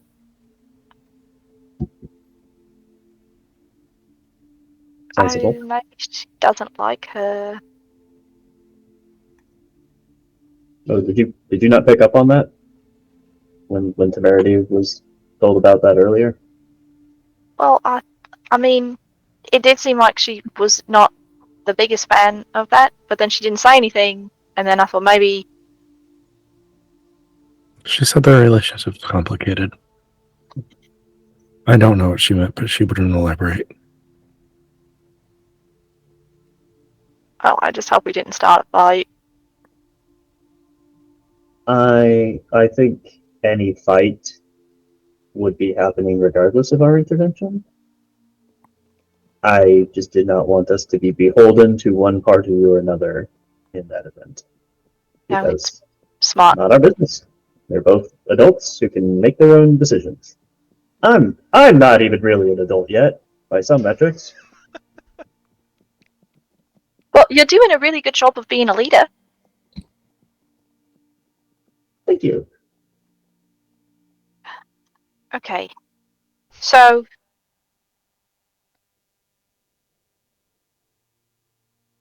Temerity's everything that she's told us today aside, it sounds like our priority still kind of stays the same for the most part. We need to make sure that we take care of the other clones so that they cannot get to the clavis, so that they can, sounds like, destroy it and probably ruin the realities of not just ours but everywhere else. And also, asterisks, also, now we have to make sure that if they did get to the astral plane, that we get the artifact back from them, and if they didn't get it yet, do we go get it before they can, so that they can take it? Do we take it? I think the play here is because even if they complete the circle to get to the astral plane is a big place. I think that would only be step one of a multi-step process of trying to acquire whatever the marble is. Well, but Temerity told Reverie that the teleportation circle would take them directly to the artifact. In which case, they've had enough of a head start that if they were going to make that play, they probably already have. I would say the concentration of their forces seems to be around Iceland, which is also the location of the Clavis, which we know to be secure for now, but they're actively working at chipping away at those defenses. So I lean more towards heading in that direction. So Temerity said that two of the clones were searching for the clavis. One of them was in a place called Silvercrest. One of them was in a place called Trelom Tarim. And the other one was in a cave. And she looks at Yuki. A cave in... Didn't you see a cave? The person that... The first Echo we met, when she disappeared and she went through her little portal, didn't she... You said you saw a cave? Yes. The cave by the ocean. I'm gonna break in and clarify something for one moment because I think the facts might have gotten a little backwards. So what Temerity said was that there were two of them actively looking for the Clavis, the one in Talantarim, the other one in Tremonto. Oh. The one that was in Silvercrest was looking for someone, and the fourth was in a cave in Elgroff, under Elgroff. Oh, okay.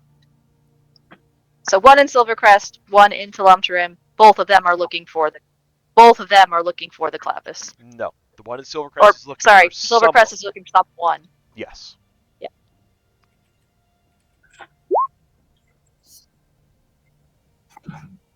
Oh, I'm trying to remember. I have it written down. Please forgive any spelling mistakes. That's close enough.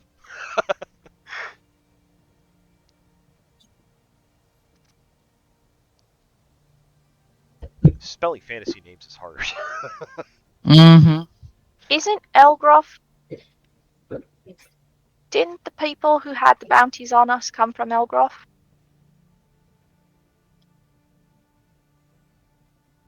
The men who stopped us on the river.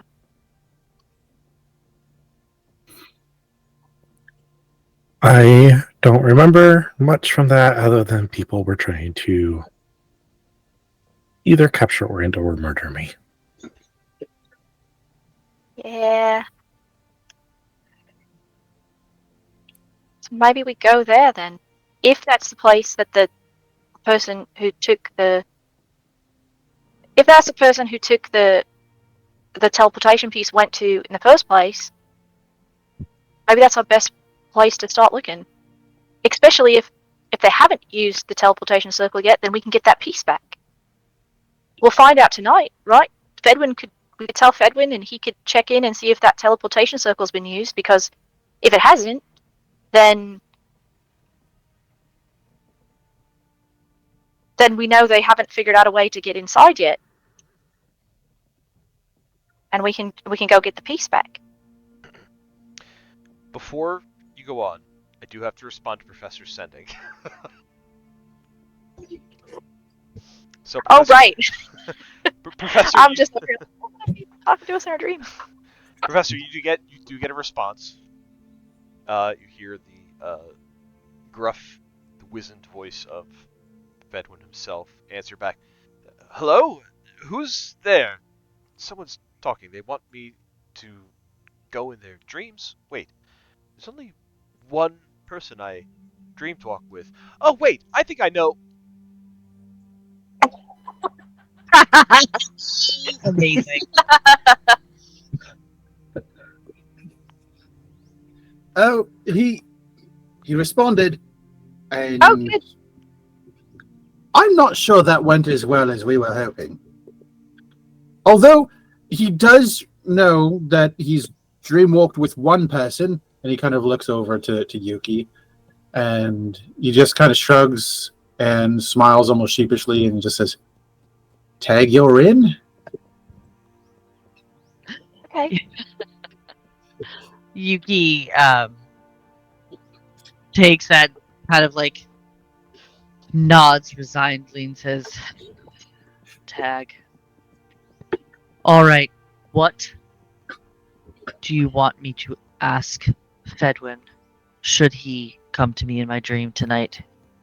I think we need to tell him what we found out, and then tell him that we definitely know they wanted to use a teleportation circle to get to an artifact in the astral plane that was a phylactery of a lich, which probably is. I mean, there was a lich in Volume 2. This might be the same one. He had a castle on the astral plane. And Or a tower. all seems to check out. Right. So, if the teleportation circle is still not active, we have a chance of maybe recovering the piece and getting it back, and maybe using it to get the artifact before the cult can get their hands on it, and maybe we can hide it somewhere better, places that in a place that they're not looking for. Right. And if it has been used, then we know that they have it, and we need to get it back. So we'll at least know that much. Fedwin probably at least knows who is guarding that teleportation circle, and they can, he can probably reach out to them and get us some answers. Most likely. And I can take sending in the morning. I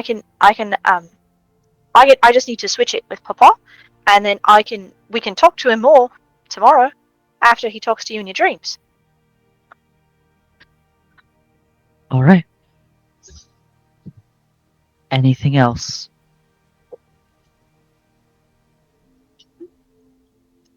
What do you think, Professor?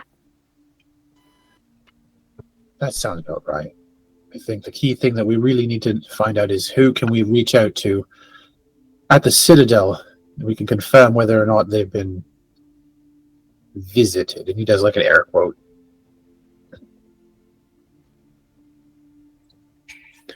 Ask if we can trust Temerity. You don't think we can trust her? I don't know. Has she given you a reason not to trust her? She didn't want to tell you anything. She looks at Professor. Well, I mean, probably with good reason, given what she's been going through. I mean, it's unfortunate that I'm in this, but I mean, realistically, you see someone who's just seeping with void energy, just like everyone else out there, you tend to fear what you don't understand.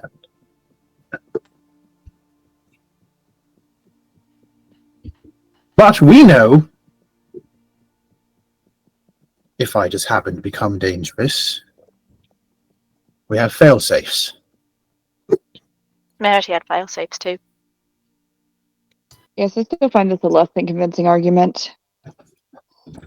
Well, Temerity openly went and sought all this stuff out to join forces with Rufus. I am, by the sounds of it, That's true. the opposite. I mean, Professor's not been wrong. We can't really fight against something we don't understand. We can try, but... And contrary to that cult, I don't have any grand illusions of balance or anything like that. It's a strange thing to preach when you're dealing with the void, but either way.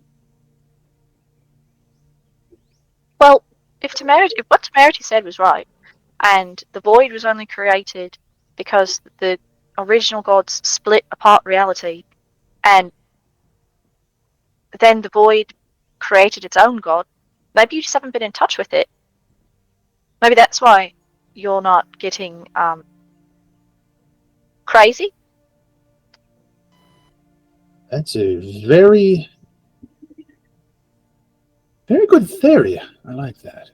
I mean, I don't have any intentions of reaching out to any void gods, or any gods really. They tend to be a little What bit a relief. well, I mean, look at the people that we've come across that have been not the clones, but all the people who've come across the void that have been corrupted by it. They all, maybe not crazy is not the right word for it, but they all started acting beyond what they normally would. The druid that was Sepka's friend tried to feed him to a tree, and that was only after a few weeks, and she started acting strange, you know, and then... Fanatical. Hmm? They're fanatical about their causes. Right. And Professor hasn't really been like that. He's all been these pretty... conversations always come back to whether or not Professor is a fanatic. That is because Professor is traveling with us. I didn't mean it that way, Professor. I just meant that it doesn't seem like your personality has changed. Like you're not... You don't see... I mean, you're strange, but not only stranger than you were the first day we met. For better or worse. Right. So, maybe you're absorbing the void stuff, but because you haven't been in touch with the god, like the god isn't looking at you. Maybe that's what makes them all go a little bit mad, is that, you know, they're actually communing with the god in the other space. Kind of like washing your hands in oily water. Mm-hmm. Seems ineffective. You pick up what you put your hands into. Let's hope that I just steer clear of the oily parts. Or at least you don't come across the thing that's causing the oil. Also that. Anyways, if you guys are really concerned about my level of corruption, we have our friend Ren here who's capable of just wiping it clean, right? That's true. That does not mean you should dabble recklessly. I don't dabble recklessly. I dabble scientifically, which is very similar but uses different words. Oh, that's not really a better case, Professor. He knows. like to make Ren feel strange because he makes me feel strange. I didn't know you cared so much. Of course he cares. Best friends forever! Come on, I've been preaching this the whole way there. If anything, I'm fanatical about our friendship. And Perhaps how that is a character forever change we best should friends, look you and I, into. Professor and Ren, never gonna end. Oh, that's nice.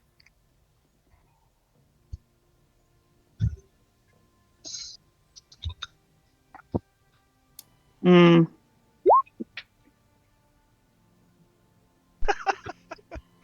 Love it. Ren pretends he's indifferent, but I can tell he is full of love. It's dripping with it.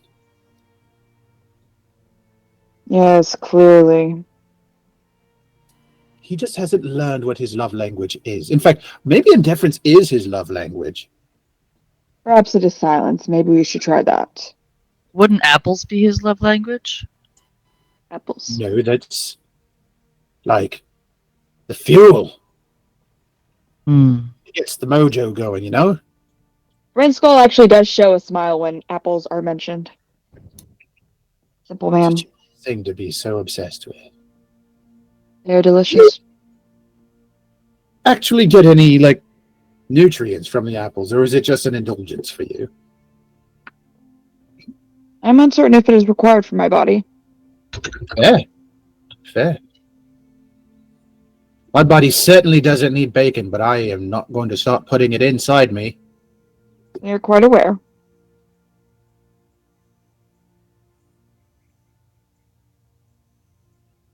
Unless it's crispy, that shit's nasty. Right, back on track. Yuki, you're going to talk with your boyfriend tonight in your dreams. We're going to get some answers, and once we get those answers, you'll be better suited to deciding where we're going to be pointing ourselves once we get off this mountain. Yuki's ear kind of twitches a little, and she says, I don't believe the Lord Captain Commander would be my boyfriend. Is he not the man of your dreams? Well, that's different literal and metaphorical purposes. She thinks about that for a minute, and she says, not by my choice. It rarely is. That's the thing about love. You don't choose who you love. It chooses you. And perhaps you just have this yearning deep inside that you want to wear for ponytails and beards. Is he quite finished yet? Never! I have a very long lifespan, and this is forever. I will ponder that in my meditation tonight, Professor. It is curious to think about. See? Yearnings, the staring. I could tell. She squints her eyes at you like, There's a T for that. A T for yearning or a T for squinty eyes? Squinty eyes is bad for the corneas. You get all squinty and make things all distorted, and it's hard for your eyes to focus on things. You don't want to overexert your vision. Wearing glasses is you don't want it. And then he just like slides his glasses off and tucks it into his pocket. Are we done with that game now? You keep asking, I'll keep answering. It's never over. If someone's not going to have something productive to interject with, I'm just going to keep talking. You seem to have confused productive with simple noise. I like when you talk, Hmm. but maybe we should all try to get some rest. Yes, Ren is getting a little bit cranky. A little bit of rest could do us all a bit of good. It is pretty late.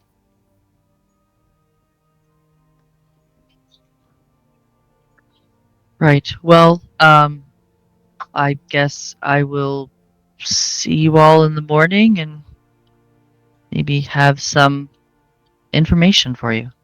Hopefully. Good luck. Just keep the spicy bits out. Spicy? Yuki's gonna look at him completely flat and be like, I don't plan on offering him spicy tea. He just wiggles his eyebrows and then saunters back into wherever it is, towards wherever the room is. Do we need people to to watch over. I know Arby's out there. Do we don't need another set of eyes? An alarm, maybe? Do you have one? Yes. Then use it if you wish. Will an alarm work if someone just teleports out the room? Well, if they're in the room and see it, not see it, I don't know. She's an extremely powerful wizard. If she wanted to be gone, she's already gone. Also, free, and he's like, even extremely powerful wizards need spell books. I don't know what spells she could cast before she was locked in that box. Well, Jeffrey, just don't be creepy, but just kind of keep a watch around her window. And let me know if you see her just vanish into thin air. There's a waggle of Jeffrey's face tentacles as he pulls out a bowl of strawberries from his coat and starts eating them. Attaboy. Unique ability. That Jeffrey. Jeffrey will toddle off.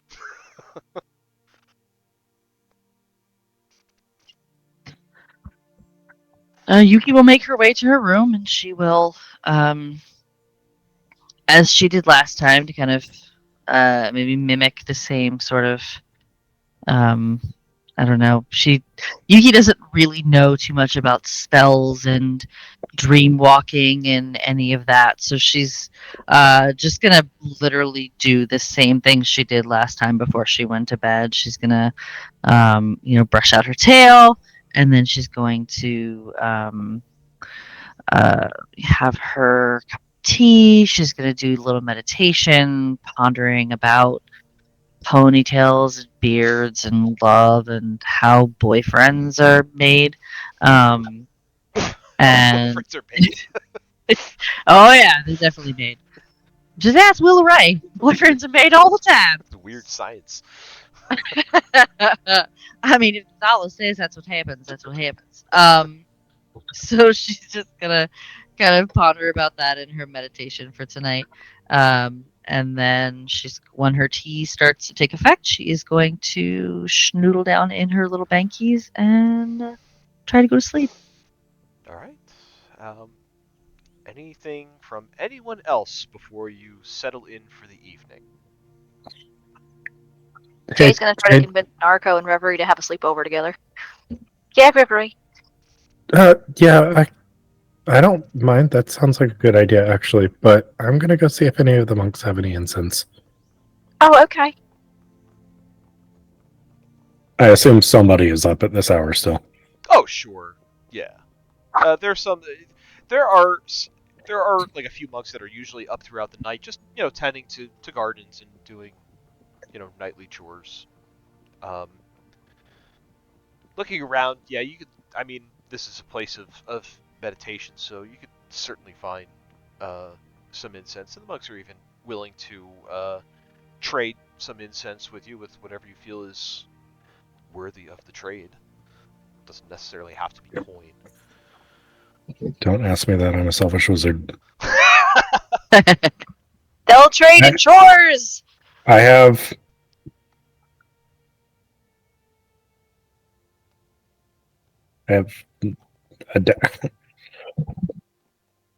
excuse me. I have a dagger.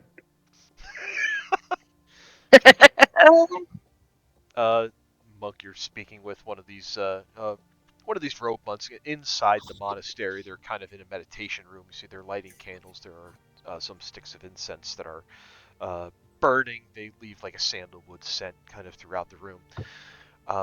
Look at you, look at the dagger, and they say, "Is there anything special about this dagger?"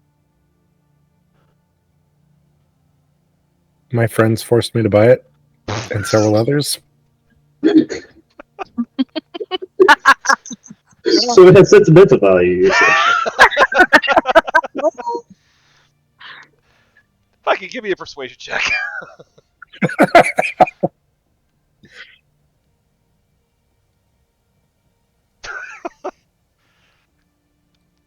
You see this monk picks it up, holds it, kind of like turns it over and inspects it and says, "Ah, yes, the dagger of friendship."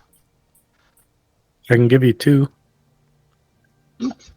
I don't know what I'm going to do with all of these. The monk looks at you and kind of shakes their head a bit and says, "The dagger of friendship will be plenty payment, and we'll give you 10 sticks of incense." Fantastic. I'm burning all of them tonight. How many does it take for the spell? 10 gold worth. Oh, does it? Yeah. Oh, wow. All right. A dagger of friendship. I can't. Dagger of friendship. It stabs people. It's otherwise useless. I mean, constant save knife fight. People while you try to protect your friends. It's the best kind of dagger of friendship. Facts.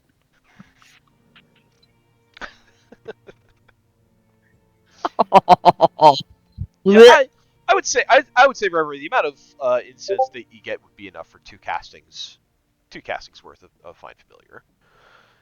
Ooh. Summon so much familiar. Joe is a kind and benevolent god. It's a monastery. They're a bunch of hippies. Of course they're going to have incense. A bunch of incense. Accurate. Reverie will thank them and head back to Jade and Narco. Hey, I was talking about 10. Hi. can I burn incense here, or should I go somewhere else? Here is fine. Cool. Are you going to bring back Laura? Yep. And I will summon Mara back.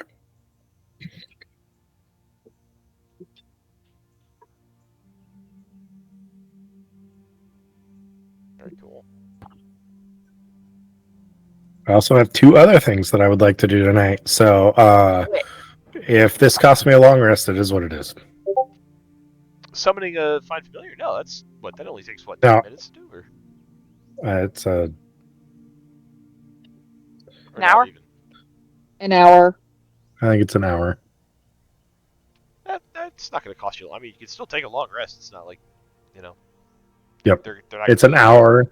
It's an hour and 10 minutes. Okay. And then I also have to spend an hour attuning to Alatar. And then I'm going to argue with Alatar. That one there is what's going to cost you the long rest. But it's not like we have to leave at any particular time tomorrow either. I would say, Referee, that kind of keeps you up till like a good 3-4 o'clock in the morning. Of doing all that. Okay. Naruto is gonna. Oh, sorry, you still on the. Go ahead. What? What's Narco doing? Did Rever have anything else to do? Yeah, no, she's going to be going to bed. Before she does so, she is going to have Jade give her hand for a moment. Oh. Are we practicing? Are we practicing again? I like this. She'll give her her hand. Naruto blushes for a second. Just I was actually going to take some measurements, but we can do the other thing too. Okay. And Naruto will take a couple of measurements, and then practice hand holding and other girlfriendy things. Yeah. And then go some. And I'll tuck her in. How sweet. I don't like how you say that. Like you're going to do something to ruin this. I don't know what you're talking about. You're a liar. Eh. The letter from Marcus shows up. Marcus shows up. Marcus himself just pops in. He's like, "Hey, by the way, I learned astral projecting so that I can Hey. because I think you're super cool." Hey, Well- girlie. Hey, girl. Hate that bit, but it's funny in this scenario. It is. I love it. So stupid. Anybody else with any tasks they would like to accomplish tonight? I'm good. I'm I'm good. open to talk if anybody wants to talk, but I'm gonna ask Alatar if he's willing to help decode any spells since Temerity is not. It is okay if the answer is no. He gives you a revenge spell, Give me a another rebound spell. give me another persuasion check with advantage. Oh no, Temerity hurt his feelings.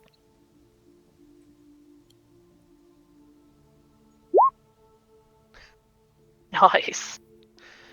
Why don't you go ahead and roll a d4? Okay. 2. 2.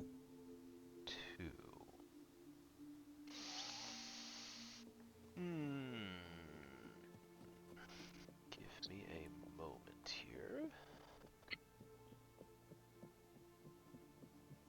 That's not what I want.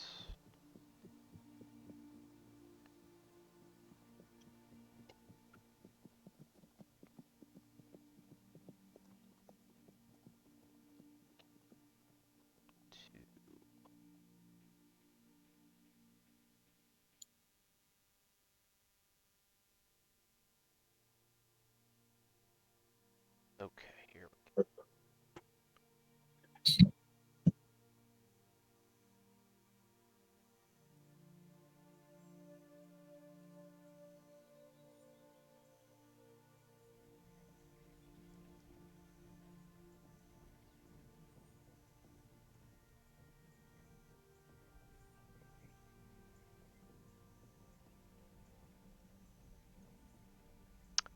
Um,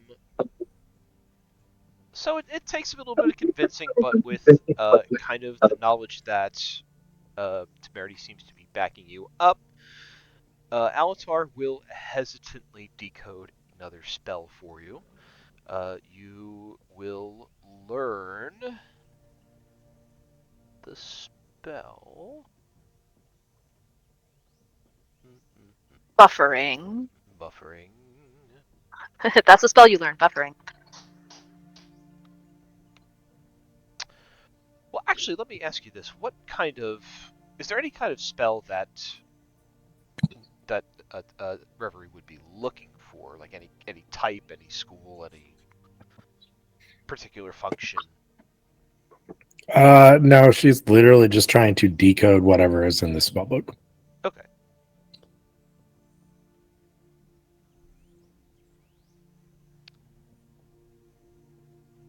So.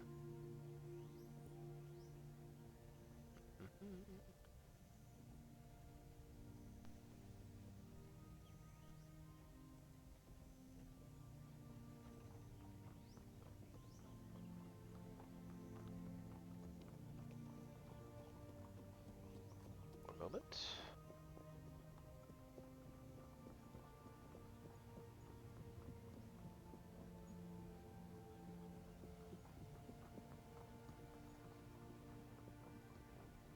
There we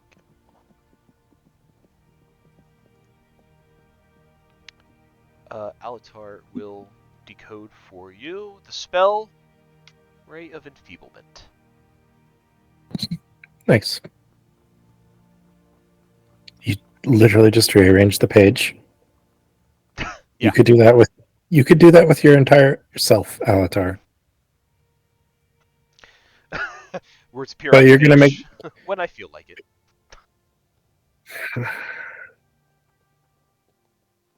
fine.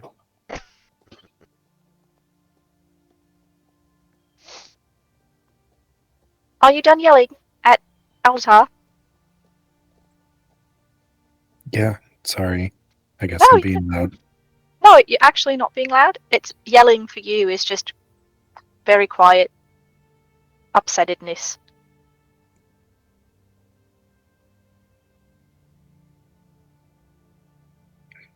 Do you want me to tuck you in?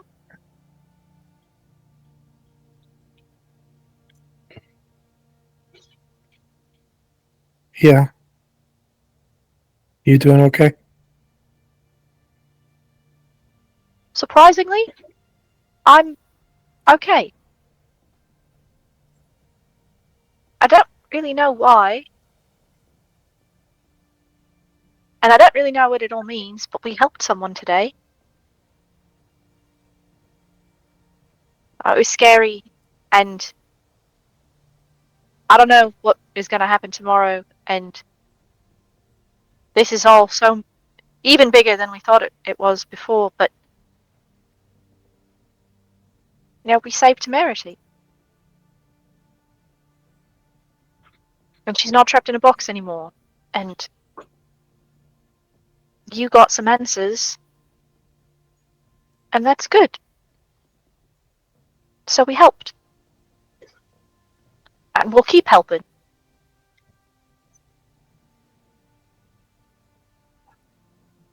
So yeah, I think I'm okay. Are you okay?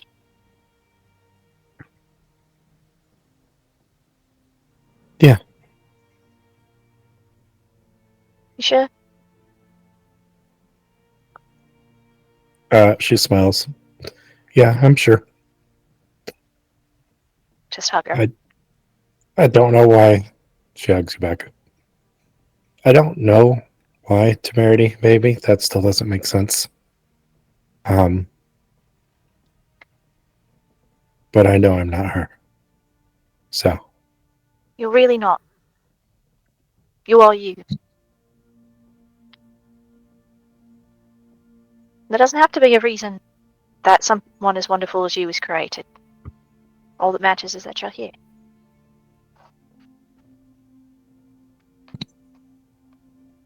You really are very kind. You know that? Oh, well, good.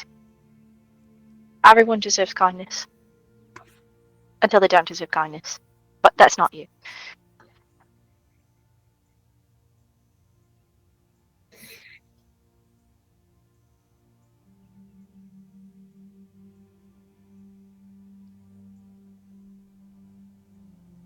You gonna be okay the rest of the night? Oh yes, I'm going to talk with David. And Arby's not here to talk to you tonight, but he's guarding the door. But I'll talk to David. We're going to sing a song. And you want me to talk to Alatar? If he'll talk to you. I can try to talk to Alatar all night for you if you like. You can bug Mara as well if you want. Okay. I'll just keep watch.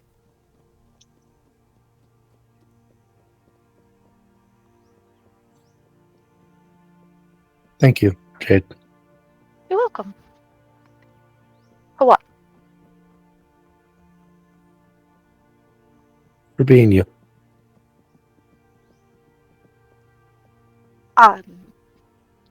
Well, okay. You're welcome for that, I suppose.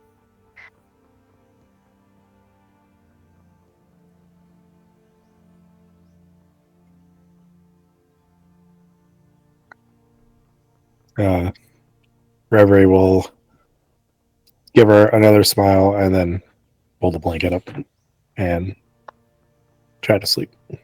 Tuck her into, and then I will bother Alatar all night.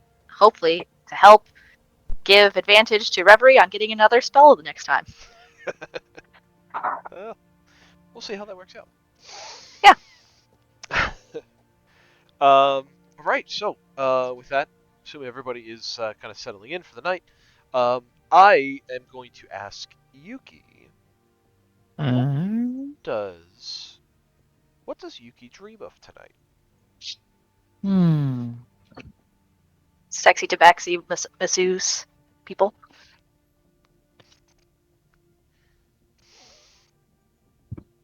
Hang on. Oof. All right. Yuki dreams of. No, Yuki dreams. I rolled and I got a 2, so it's not great. Okay. Yuki is conflicted tonight, so I think she will dream about being in the library circular room of the test. Do you know what I'm talking about? Yes. Yep. Okay. She will be in that room and she'll be by herself. There's like no smoke dragon. There's no nothing. She's just in that room trying to figure out how to get out. Is like the knee jerk reaction when she's in there. But she's just kind of looking around and she's looking for something, but because she just got dropped in the dream, she's not really sure what she's looking for, but she knows she's supposed to be looking for something. How's Yuki feeling about this? She's feeling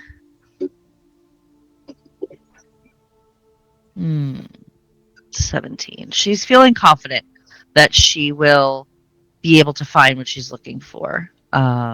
She's not feeling anxious. She's not feeling worried. She feels like she is able to complete this task, complete this challenge. Even though her friends are not by her side, she has this renewed sense of strength. So as you are searching through this library, you are feeling confident that you are going to find what you're looking for. The room begins to change around you. The white mist begins to start swirling in. You hear the deep rumbling laughter of the blue dragon that you had faced in that room. But you stand in front of it. You have your feet planted, eyes closed, your hands clenched into fists. And you do not let it rattle you. And the laughter slowly kind of turns to groans of defeat as the white mist starts to get pushed back by your oneness of self alone.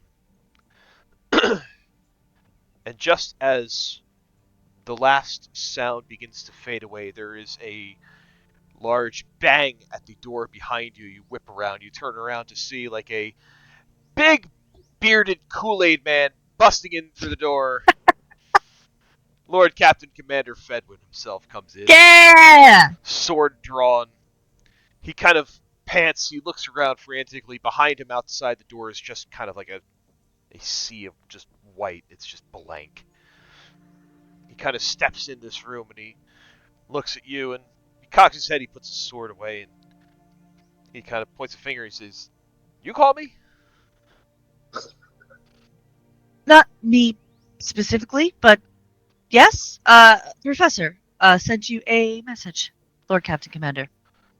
Oh, yeah, okay. Sure. Well, yeah, what's up? So interesting turn of events, and we just had some questions that we're hoping you might be able to help us with. I will do my best. All right. So not going to bury the lead here. We found Temerity. Oh, you did? Yes. Yes. She was in uh a stone box, possibly sarcophagus. Lots of uh snake creature things. Was not great, but she's okay now. That's good to hear. Mm. Um. Can we trust her? Can you trust Temerity? Yes. I I wouldn't see any reason not to. Mm. We have had some issues with trust in the past, so just kind of making sure that we can trust what she says and that she's truthful. I can understand that. So, what do you need me for? Um, so you remember when we first met, um, when that piece of the teleportation circle had been taken by Fokiona. Yes. Um, there, the teleportation circle that is in the Citadel. Do you know if that's been activated? No, that chamber has been locked down since we removed that piece. Mm.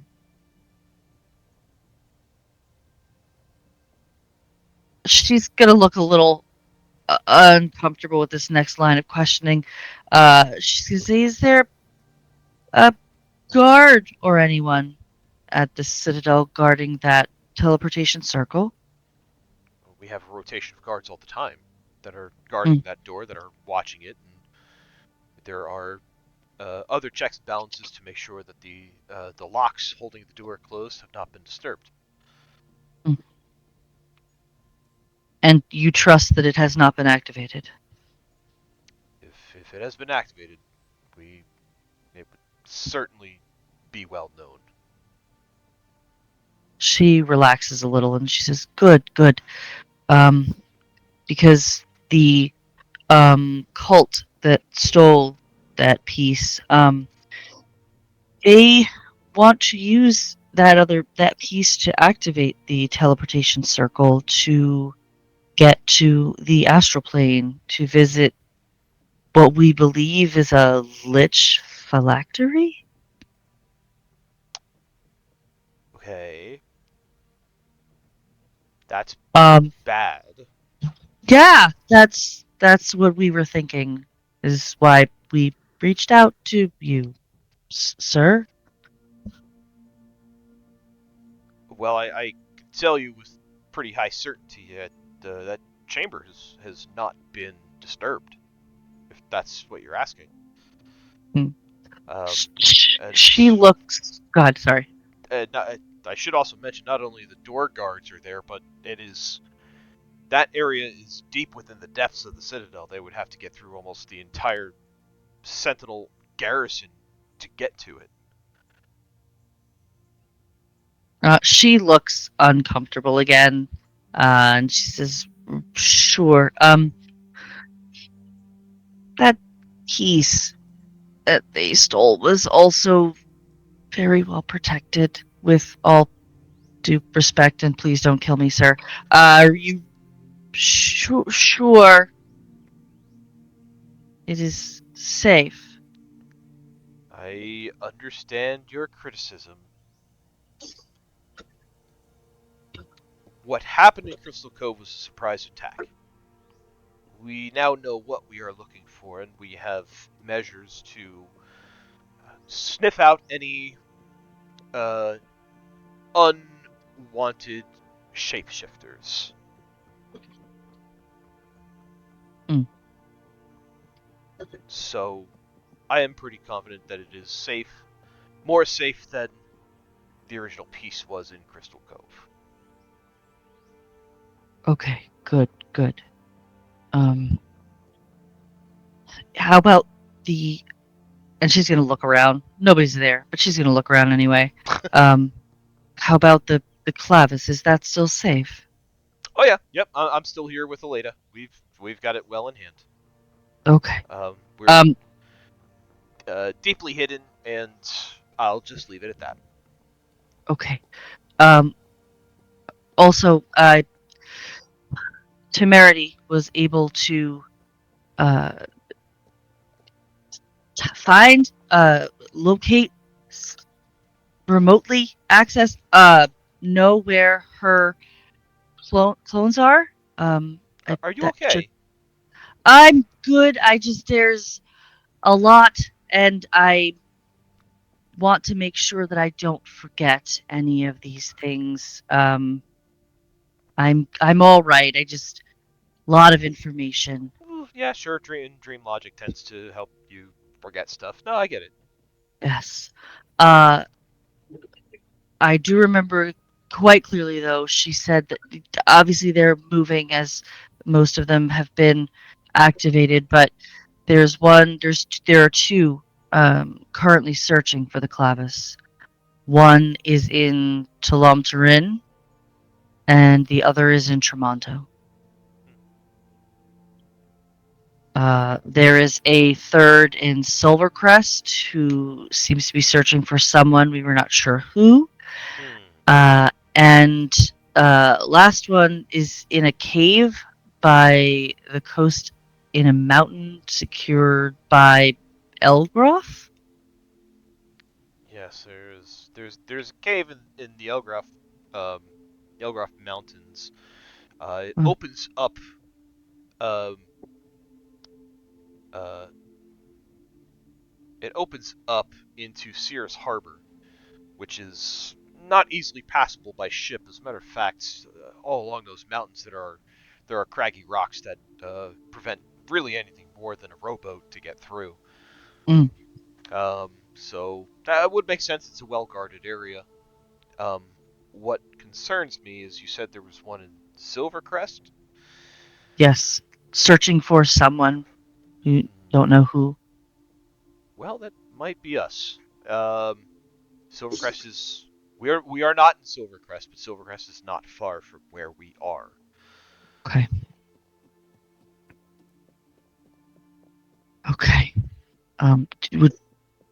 Would you like us to come there and help? I mean, I could not, in good conscience, ask you to put yourself in further danger. Yuki smiles and she says, Deb, you met the professor, sir. Do you think that he is afraid of danger? Or Naruko? Oh, Danger does not shake us. She's gonna kind of pause. No, it does not shake us. We will do what needs to be done. Um, but if you need us, we are here to help.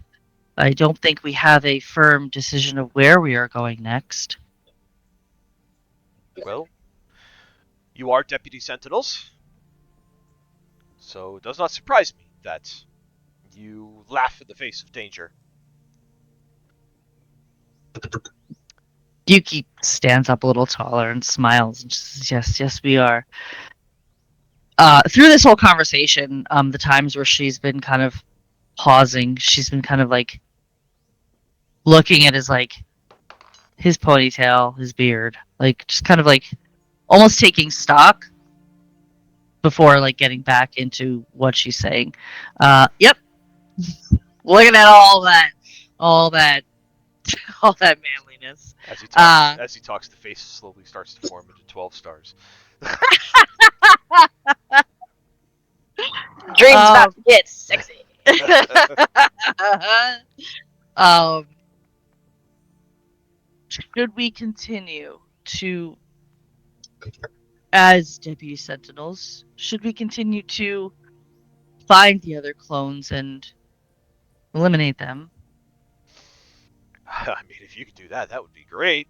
But like I said, even though you are deputy sentinels and danger does not scare you away, I still cannot ask you in an official capacity to do that, as you are not officially sentinels. You have not officially taken up the oath, but you would be doing us a great service.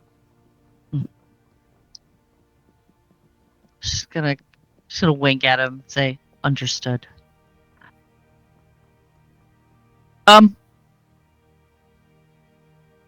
Okay. One more question. You have more experience on this plane than I. How are boyfriends made? He kind of like does a blink and leans forward and says, I'm sorry, what? Boyfriends, like your boyfriend, someone you care about, find, apparently love. How Are you asking does me that work? how to make someone your boyfriend? Because I mean, there's spells that can create beings, and those aren't the kind of beings I think you want to be your boyfriend. I guess creating the feelings of boyfriend. How do you create the feelings of boyfriend? Yeah. I don't. How do you? I don't think I understand the question. So when I was when I had told Professor that it would be all right for you to visit me in my dreams, as last time I was ill prepared and did not handle it well. I did tell him this time that it would be all right. He had said that you were the quote man of my dreams and inferred that somehow that meant boyfriend, and I'm not very educated in the ways of that, as I've mostly stayed in the monastery. So someone who might have more experience, such as yourself, just gonna stop and just look at him, cock her head, and go, thoughts? Give me an insight check. Absolutely. You're all fucking welcome, by the way. All right. I just said that one. Oh boy. Wait, do I have anything to add to that? Okay, so that's a 7. So, okay, 7. It's a whole 7. You catch a hint of a deer in headlights moment for him. Yeah. And he goes to answer you. He goes to open his mouth like he answers you, and then he kind of like shakes a little bit, and you see his arms kind of like shoot out in front of him, and he kind of like his eyes go wide and blank, and he goes, "Oh no, must be bad reception. The ether is calling me back," and he starts like slowly walking backwards towards the open door.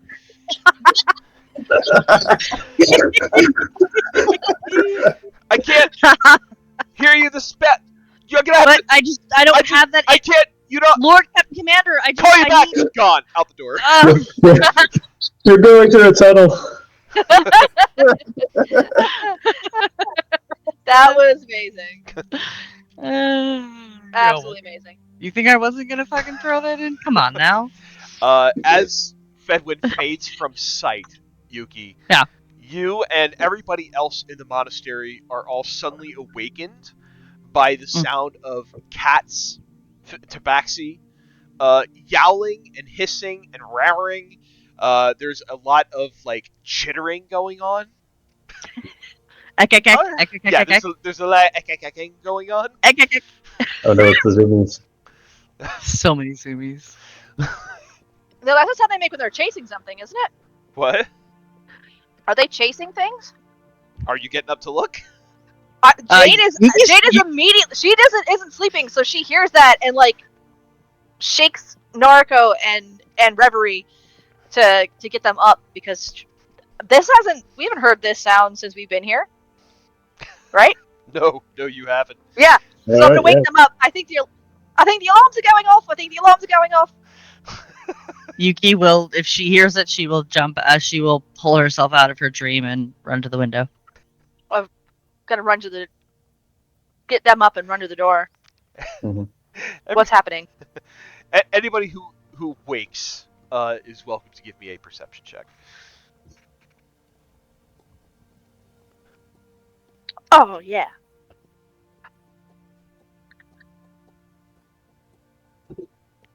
$24 for Jade. Is 22 for Yuki. Nice. I'd Red say is still half asleep. I'd say as a group, you're kind of able to point it out. You see all of these tabaxi monks are like, they're like cartwheel kicking in the air. They're clearly trying to get at something, and if you guys squint hard enough, you can kind of see the reflective wings of something kind of fluttering in the air, and it's not quite a bird, and it's not quite a bug, but you do hear a voice that says, "No, stop it! No, back off! No, I don't like you either! Stop! Come, no!" And Amazing. It is the ineffective one. Amazing. see a mustachioed fairy dragon floating towards you. Telever! He's here. Oh, you guys are in for it now. Jiao Mao comes kind of racing out and says, "No, stop! Wait! That is not a plaything. That is a visitor." Talabot says, "Yes, listen to the old one. Yes." Kind of like perches on top of the monastery, just kind of like waits for the rabble to settle down.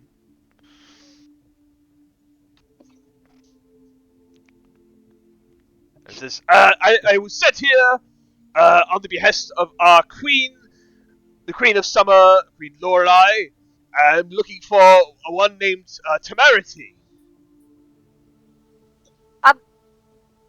She's asleep.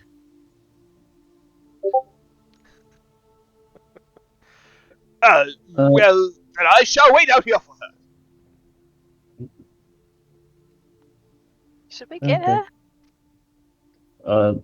RB already, like, as soon as an alarm got raised, the first thing RB did was open the door and go into Temerity's room to make sure she was not being assaulted or something.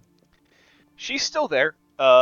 You see, as the door opens, you see her. RB sees her eyes kind of open, and she sighs, and she says, "Someone's calling for me, haven't they?"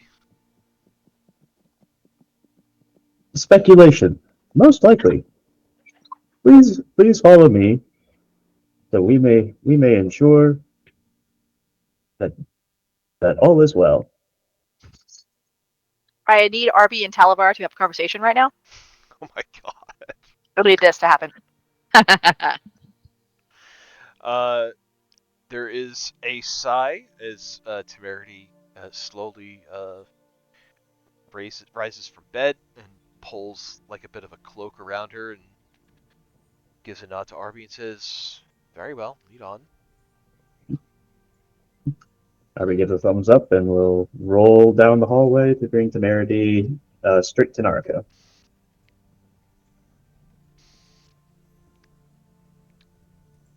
She will follow.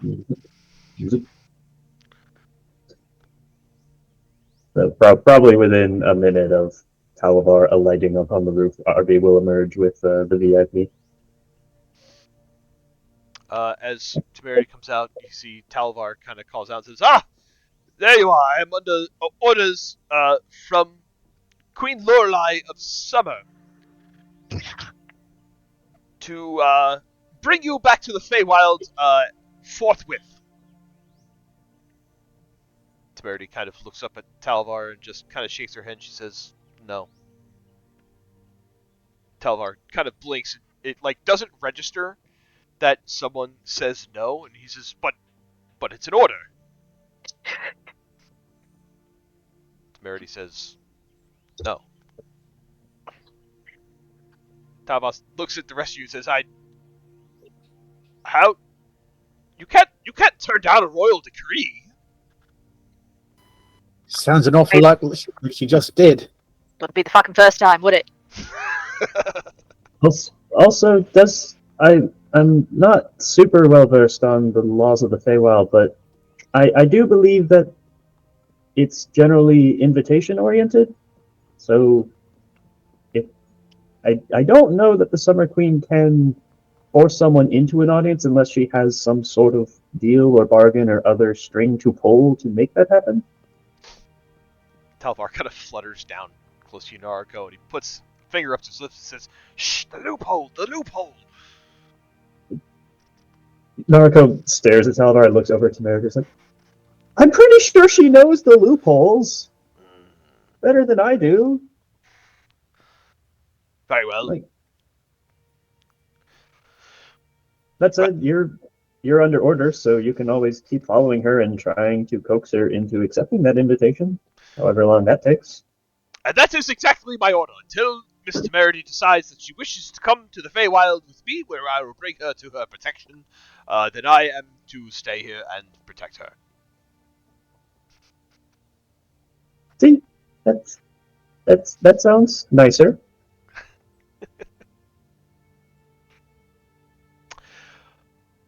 Temerity, why don't you want to go?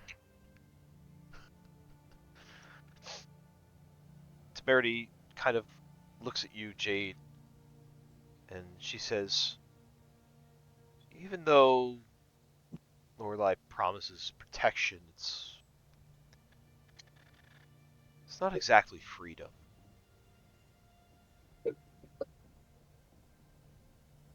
And What was that?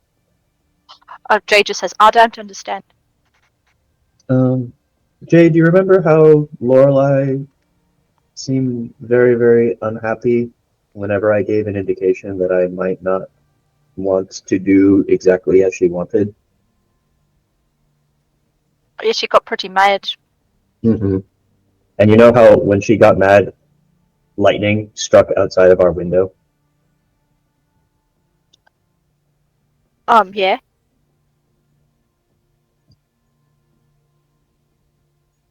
It's.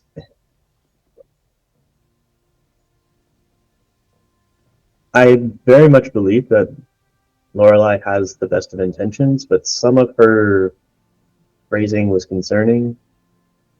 Things like my changelings not doing what they want to, and I would really hope that the phrasing would be more like my friends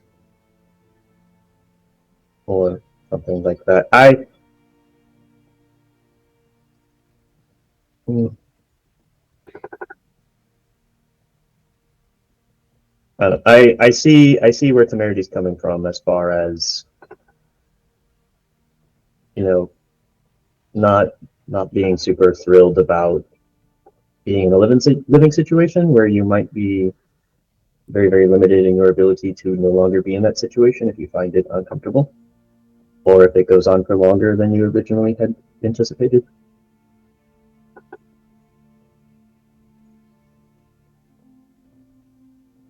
Do you think she'd keep you there?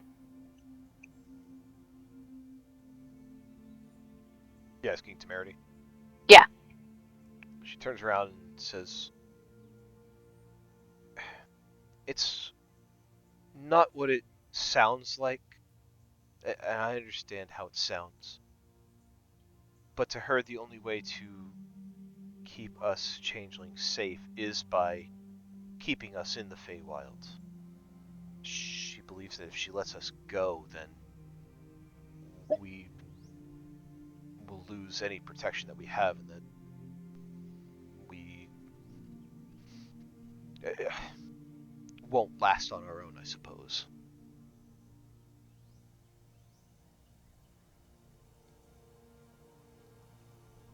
So it's not exactly forcing us to stay, but not really letting us leave either. Just so that Oh. she can keep us protected. Healthy relationships are built on trust, and it sounds like there's not a strong enough foundation of trust here just yet. But that's something that can be worked on and improved with communication and introspection. And looks over at Yuki. I get the impression that tea and meditation is involved. Been trying some of that. Sometimes it's helped. Tea and meditation is always a good idea. Yeah. But I also think that Temerity should take Lorelei up on her offer. But after some time for heads to cool and some more dialogue to happen. Um, but that's up to them to work out. And Talabar is here to serve as additional protection and to help facilitate that communication so that everyone feels better about it. Kind of pulls out his sword and lifts it to the sky, which to you you guys is basically the size of a dagger. And he says, "Yes, and I will follow the word of my Queen Lorelei as her vassal until this body no longer draws breath. But hopefully it doesn't come to that."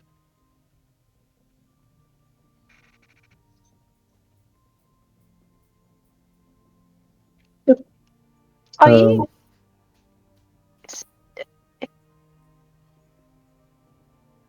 He seems so small.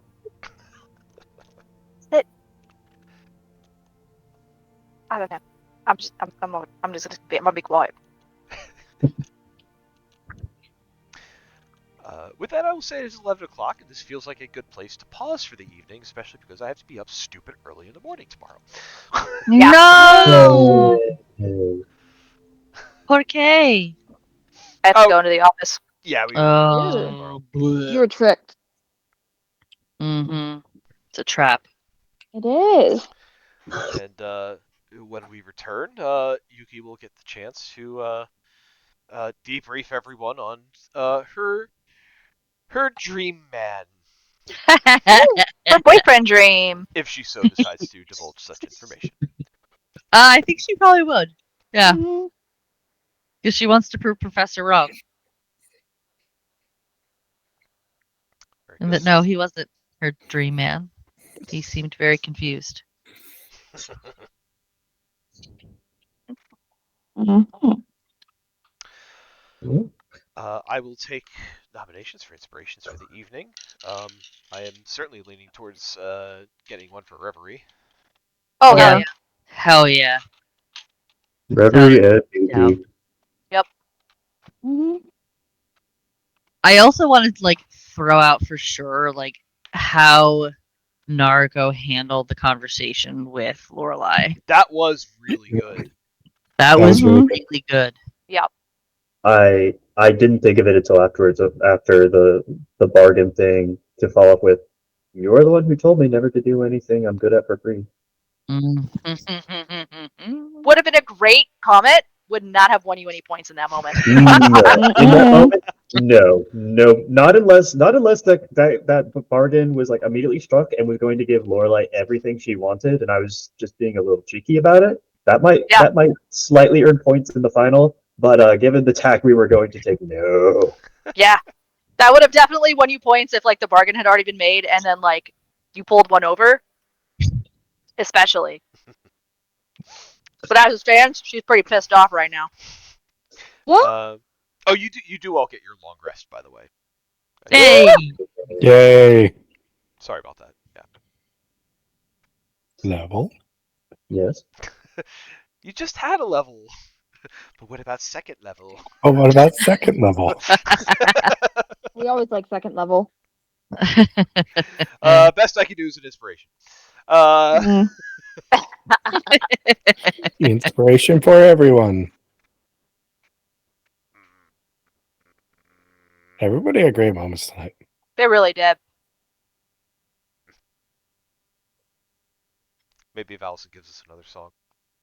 Oh, come on, man! Oh, look at you. Wasn't her talking to fucking Fedwin about being boyfriends enough? Nope. God damn it. That was not the requirement for the inspiration. So no. Okay. Take your time. You got 5 minutes. You take your time. Jesus fuck, right? You could just let it sit at just 2 inspirations tonight.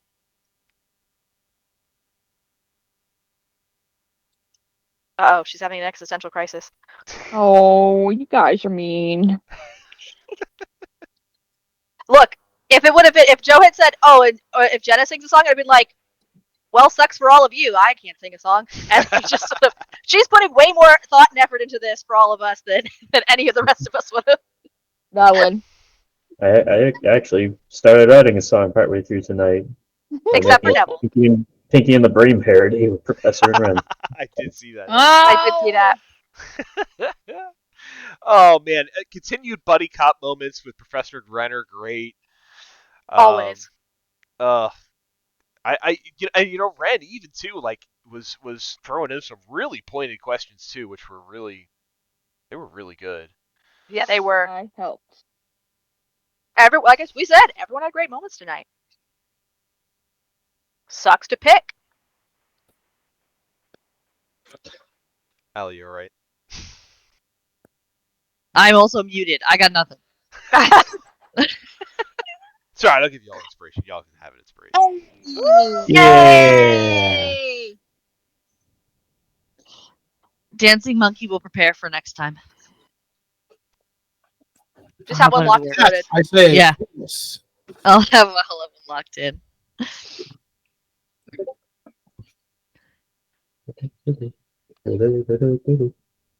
I know, now it's in my head. You're welcome. Thank you. I do appreciate it because I do like it. That was great. I really especially love the moment tonight where Temerity took Nuala aside and was like, "Look, I lied. Mm-hmm. Are you sure you trust these people? What the hell are you doing? You see what happens with trust? She didn't quite lie. She just didn't tell Fucks the you full over. truth.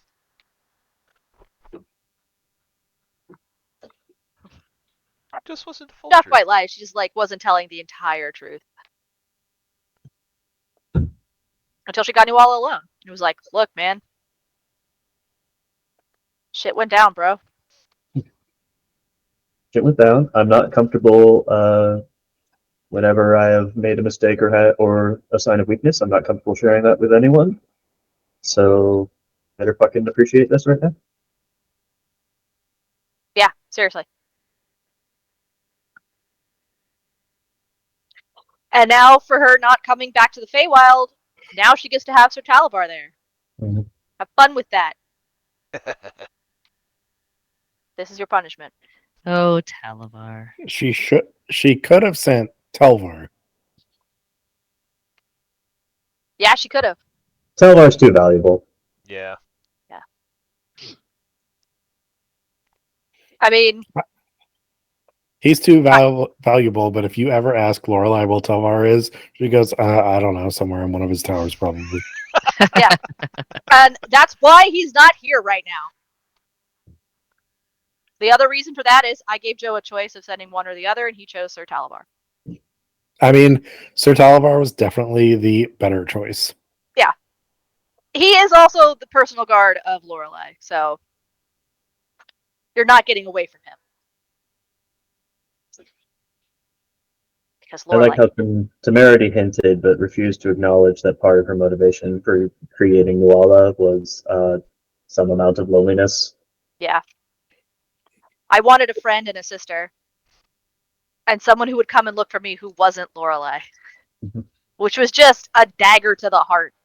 You bitch. Yeah, that hurt a little bit. That hurt.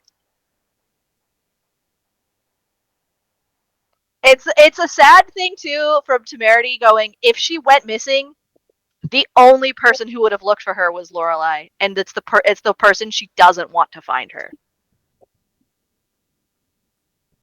Was that too much? Was that too heavy-handed? No, I thought it was great. No. You Was can it ask Ed how wrong? he feels. For emotional resonance, it was fan fucking tastic. Yeah, you did a great job. Hmm. And I gave you control of Temerity, so you're doing just fine. Okay, thank you. What was it you said one time? Something about, I don't remember what it was, but it was hurtful and accurate. I think it was something we might have been workshopping. Yeah. And then I decided against using it because I decided that it is not something Temerity would have said. Still not entirely inaccurate though. More of surprise that like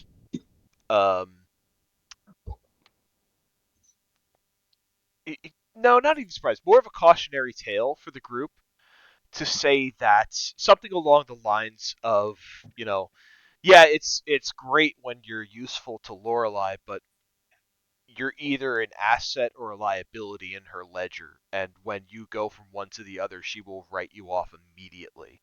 Like something along those lines. Yeah, I think that was it. Okay, but I could see her feeling I that mean, way. the first half of that is true. I don't know that she would write you off immediately. Temerity might feel that way though, She gets because of how Temerity Lorelei cut might ties. feel that way until she realized that Lorelei's been watching out for her this whole time. True. All right, hey, I gotta peace out. Bye, guys. No. Bye. Oh god, and we got so much awesome like backstory lore dump tonight too, with just, hey, remember that piece of paper you found? Those might be like the remnants of the original creators of the entire system of reality as we know it. Maybe don't let the bad people get them. And we're just like, well, great. Which that was already my theory for what the paper was, but I didn't know Yeah. that was actionable intel just yet. So that's handy.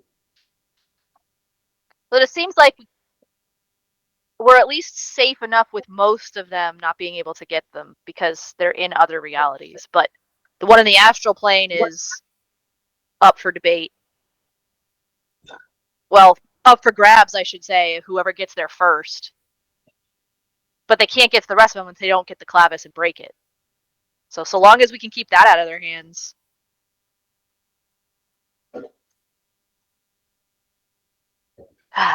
This campaign is called Whispers Through Reality. How much you want to bet we're not going to be able to keep it out of their hands? Of course not. Come on now. I know. Come I on. I know. You didn't think we were going to be plane jumping and fucking. Do you? I know. Yeah. But we could fuck with him. Plane jumping?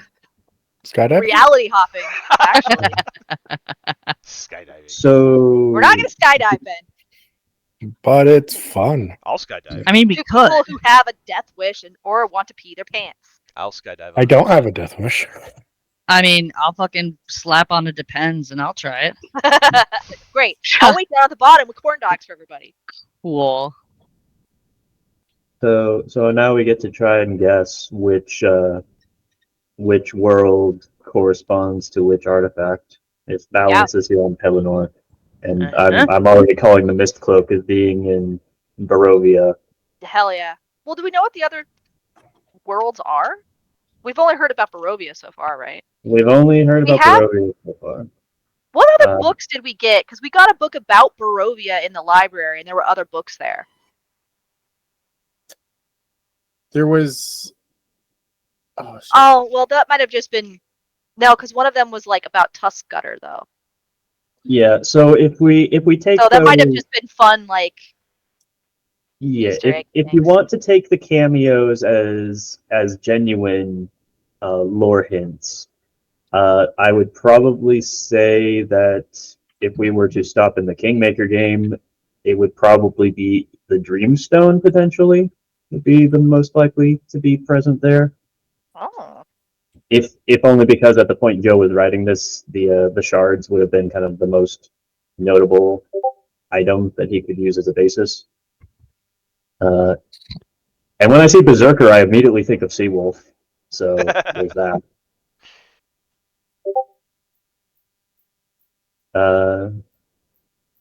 Yeah, I don't know what crop of candidates Joe has been working through, and it's very, very possible that he has deliberately made whatever items be in these places could be kind of sequestered away from whatever plot we were a part of, so that there's no chance of weird canon screwing going on. Possibly. We might also have to like get to one world to find out what the next world is. Mm-hmm. You know, like you get the breadcrumbs to go around. We shall see. Yep. Music parlor. No, that's not this one. Very fun. I'm very excited. This is very cool.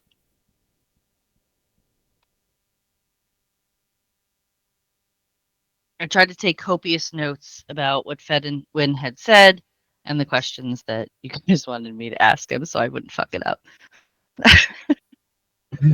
I'm just imagining Yuki like taking an ink quill and like writing on her paw, like quick notes, and then she gets into the groove shape. He like pulls up her paw, and it's just nothing's there because why would that be? Because she forgot to remember it in the dream world. Like if you ever want to confirm you're in a dream, open up a book and see if like sensible writing is in there, because pretty much nobody in a dream can actually make sensible text appear, even if they're lucid dreaming. Yeah. Just one of those things the brain does not handle very well when it's in dream mode. Yeah. I love Yuki getting visited in her dreams. And it's so very fun. I enjoy it too. And like a little bit of behind the scenes, like Sep actually offered to have everybody come into my dream with me. But I was like, no, I'm gonna be a big kid and I'm gonna carry the plot forward like a fucking person. Oh. Hey, sometimes you are called. Yeah. Yup. I was like, you know what? No, we are gonna do this. We're gonna fucking Yuki's gonna man up and she's gonna face Fedwin, dream Fedwin on her own. Fedwin was not prepared for the boyfriend question. No. I Nope. don't think any of us were. Which was also Yuki's fucking. very confusing. How do you make a boyfriend? What? How do you make a boyfriend? Because- Yeah. No, it was worded exactly I the way I find wanted that- it to be worded. You know why I find that particular question so hilarious? Huh. Because Yuki's the one that fucks. Yeah. She fucks. She doesn't. Like Yuki has had the most, like, she is the one who knows so much more about everything, and then she just goes, "How do you make a boyfriend?" And Fed was like, Yeah, Yuki fucks. She doesn't have relationships. She's like a fuck She grew boy. up in a monastery with a bunch of cats and heat. You know, She's like a I fuck. think she'd have like a She boyfriend. doesn't. Yeah. Yeah. No boyfriends. Just 27 claws. 27 claws.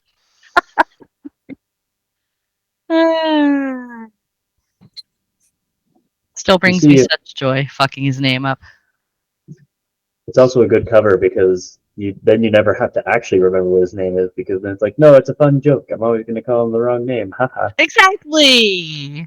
This is why people who like hand out nicknames to everyone, they're not doing it because it's fun. They're doing it because it's a cheap way to not actually have to learn people's names. Fair. This is fair.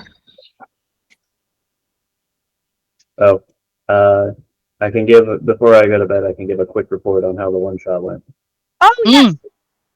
So perhaps unsurprisingly, there were a lot of technical difficulties, and also most of the people besides me were not prepared before the session started.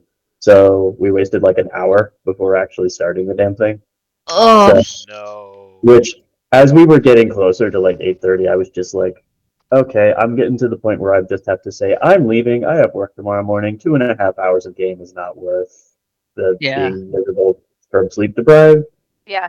But they managed to get their act together just shy before I declared my personal cutoff. So I was like, I put too much effort into this. Fuck it.